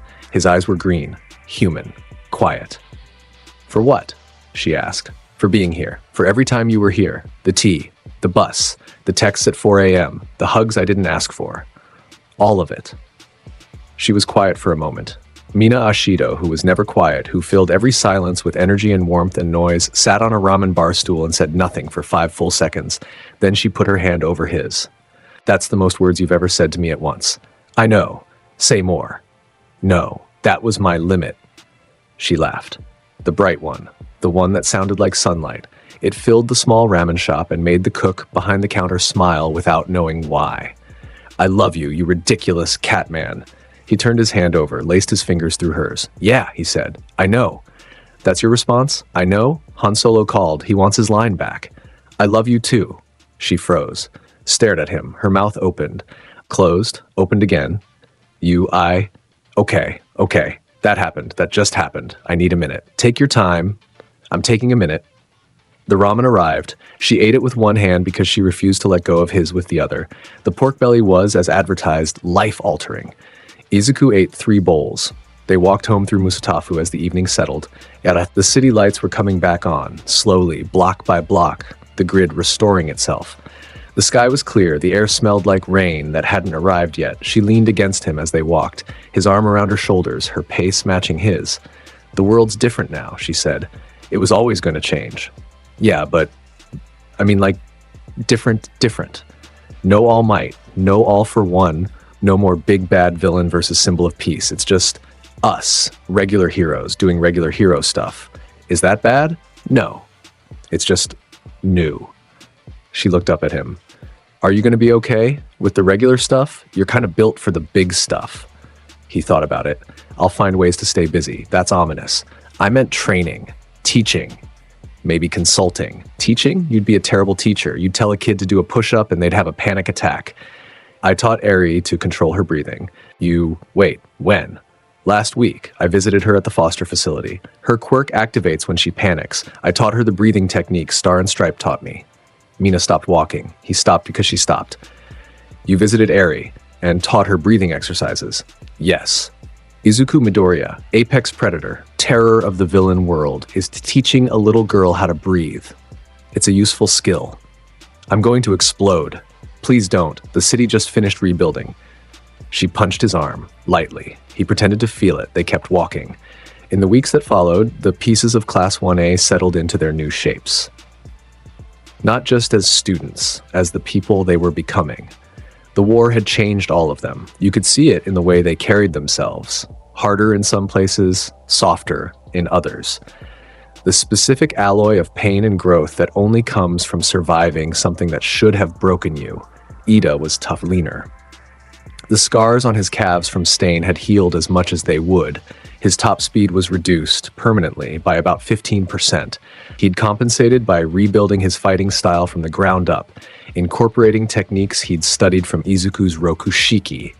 Not the techniques themselves, which required a body built for them, but the principles behind them. He trained with Izuku twice a week. Izuku told him nothing, showed him things by demonstration, and left him to figure out the applications on his own. It was the worst teaching method imaginable, and it worked perfectly because Ida's brain was built for reverse engineering. You're faster than you think you are, Izuku told him one morning after a sparring session. You're limiting yourself because you think your engine speed is your speed. It's not. Your speed is everything. Your eyes, your processing, your decision-making. The engines are just the delivery system. Ida thought about it for 3 days, then restructured his entire approach to combat and immediately jumped 2 spots in the class rankings. He never forgot what Izuku had said in the Aldera cafeteria. Get stronger. Not for revenge, for yourself. He'd written it on a piece of tape and stuck it to the inside of his helmet. Todoroki was different, quieter, somehow, but more present. His left side, the fire side, his father's side, was fully integrated now. He used both elements together, ice and fire flowing in tandem, and the result was a combat style that was beautiful and devastating in equal measure. The wall he'd built between himself and his power was gone, shattered by a cold line on a glacier at the sports festival. A beast doesn't fear fire. Burn hotter. He and Izuku didn't talk much. They didn't need to. There was an understanding between them that existed below language, the recognition of 2 people who had seen each other at their most real and didn't need to discuss it. Sometimes they trained together.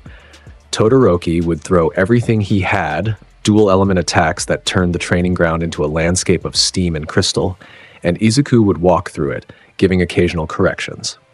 Your fire output drops when your ice output spikes. You're subconsciously balancing them. Stop.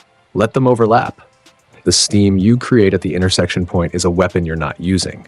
Todoroki started using it.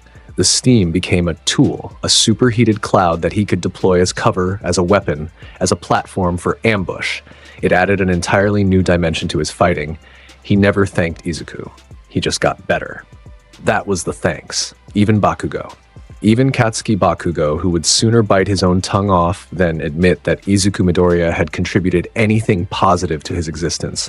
He was different. The rage was still there. It would always be there. Bakugo without rage was like fire without heat. But it was controlled now.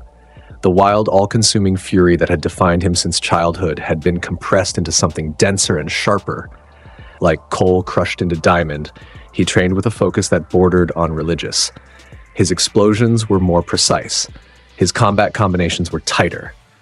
He'd developed new techniques, AP shot, a concentrated explosive blast with the penetration of a sniper round.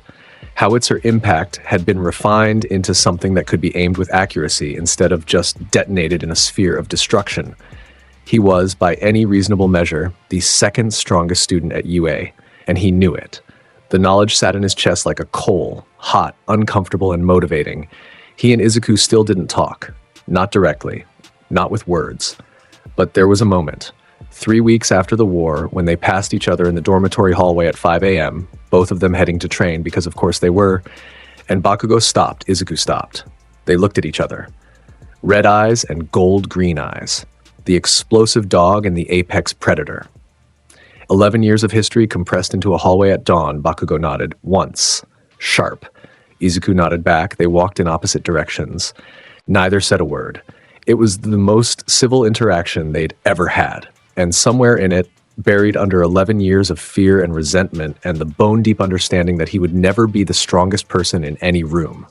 Izuku Midoriya walked into, Katsuki Bakugo found something that felt almost like peace, not acceptance. Bakugo would never accept second place. But the direction of his ambition had changed. He wasn't chasing Izuku anymore. He was chasing himself. A version of himself that was good enough to stand on the same stage as the leopard and hold his ground. It was the healthiest thing that had ever happened to him. And it had started with a hand around his throat in a classroom when he was 10 years old. The world was weird like that.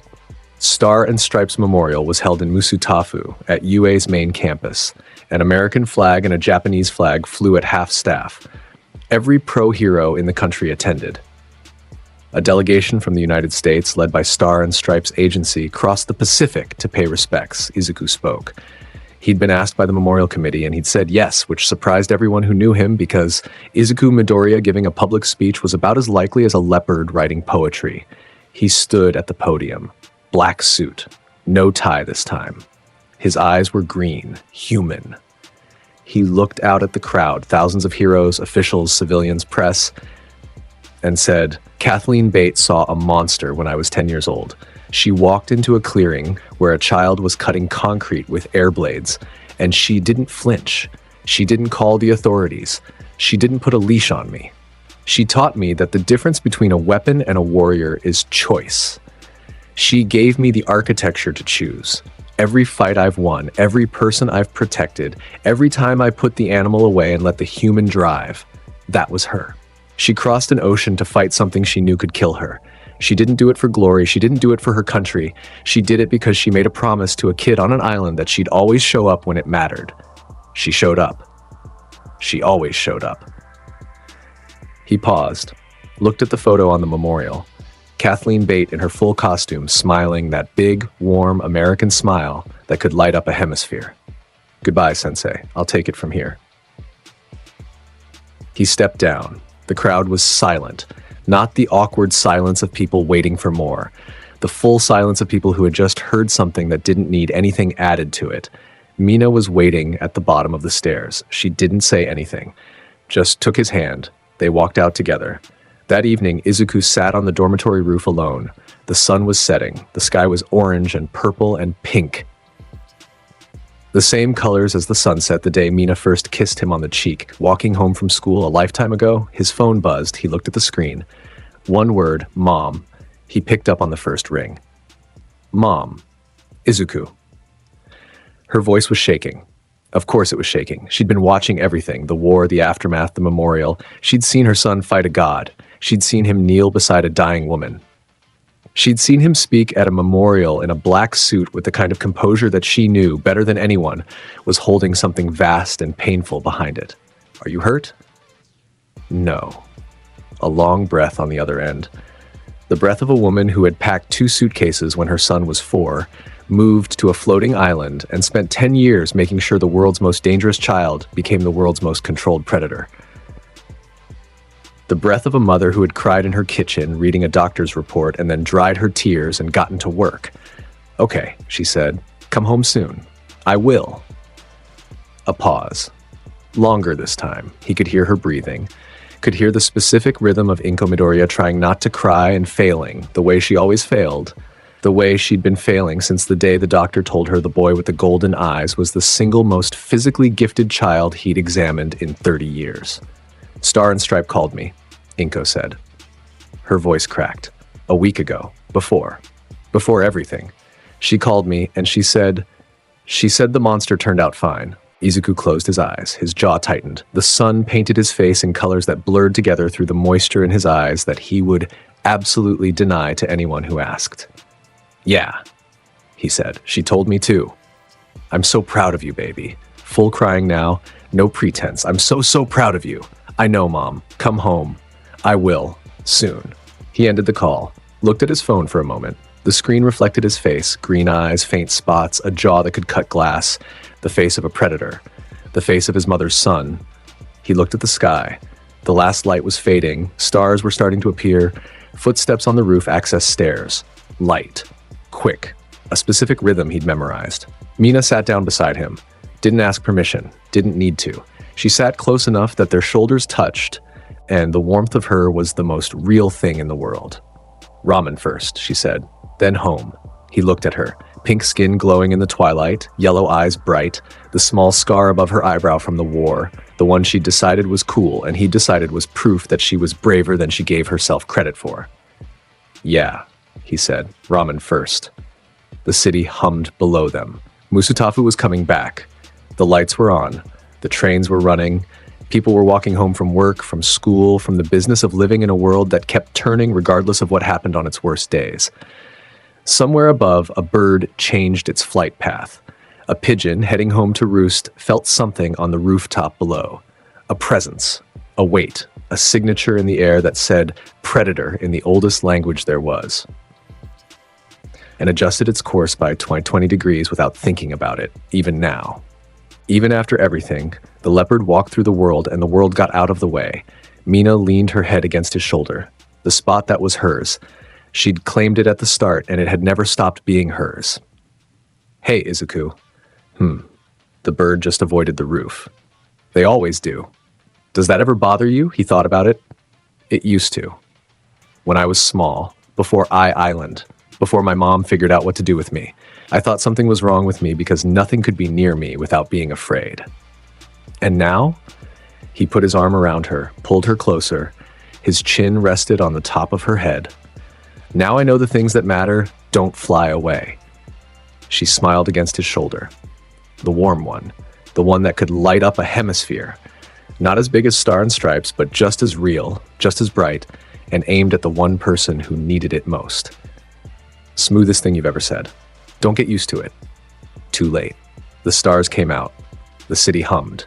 2 teenagers sat on a roof in Musutafu, and one of them was the most dangerous person alive, and the other was made of acid and sunshine, and together they watched the night settle over a world that was bruised and battered and rebuilding and, despite everything, still turning. The story of Izuku Midoriya wasn't over. There would be more. There were always more. New threats, new challenges, new mornings at 4. 47 a.m. and new fights that would reshape the landscape. The world didn't stop needing predators just because the biggest prey had been taken down. It just changed the shape of the hunt. But that was tomorrow.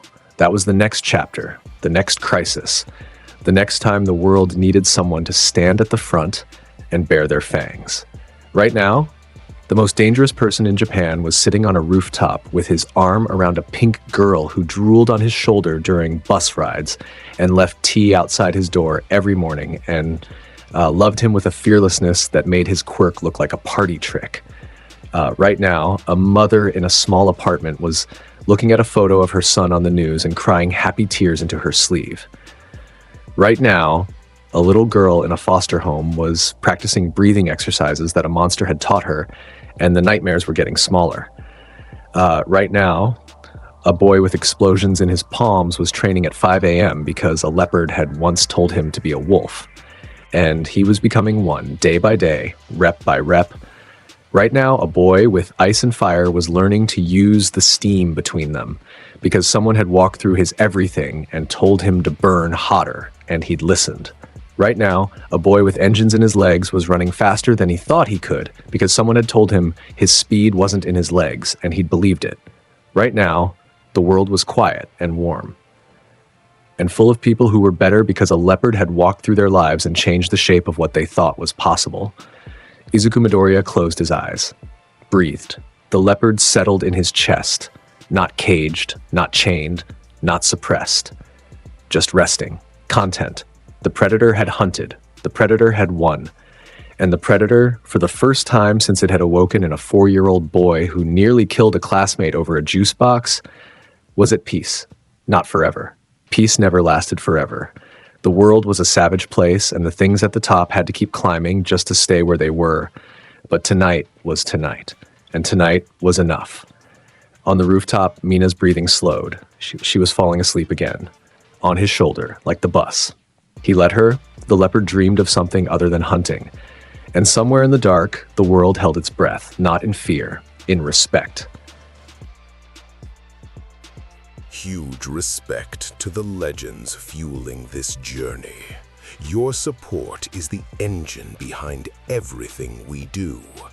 Whether you're on the front lines or reaching for the stars, you make this possible. Pro heroes, the elite front line, stepping up and setting the pace for the whole community. DA, Fire 05, GVZLNS21. Symbol of peace. The pillars of the community. The titans who keep our foundation solid and the hype at an all-time high. Christopher Costa, That Other Guy Too, Chad Reynolds, Zachariah Allison, T. Maki 68 Rimuru, Nuh-uh, Kelvin Bowman, Mr. Panda, A.Z. Otros, Dweller of the Deepest Depths, Lone Wolf, Jacob Rops, Christian Mullins, Bully Maguire Shadow, Neostar Productions, Osael Cardenas, Shaquan Simmons, Thunder, Suna Wind 631, Elijah Saunders, Peter Hamilton, Freddie Rose, Omega, Akuma no Akami, Chris Talley, Remorsefuls, Black Vein, Joshua Hedrington, Aaron Abercrombie, Drift SK Eater, Akeno Himejima, Corey Tokars, Yan, Devin Black, Crow, Dasher Dames, Joe Bros, Ray Von Crimson River, Dante Alastor, Adam Yonkers, Blood Saints, Donna Cafe, Zeph, KC, Howie 60, Ignacio. Hope of the universe, the ultimate guardians, celestial tiers supporters whose impact literally shines across the galaxy.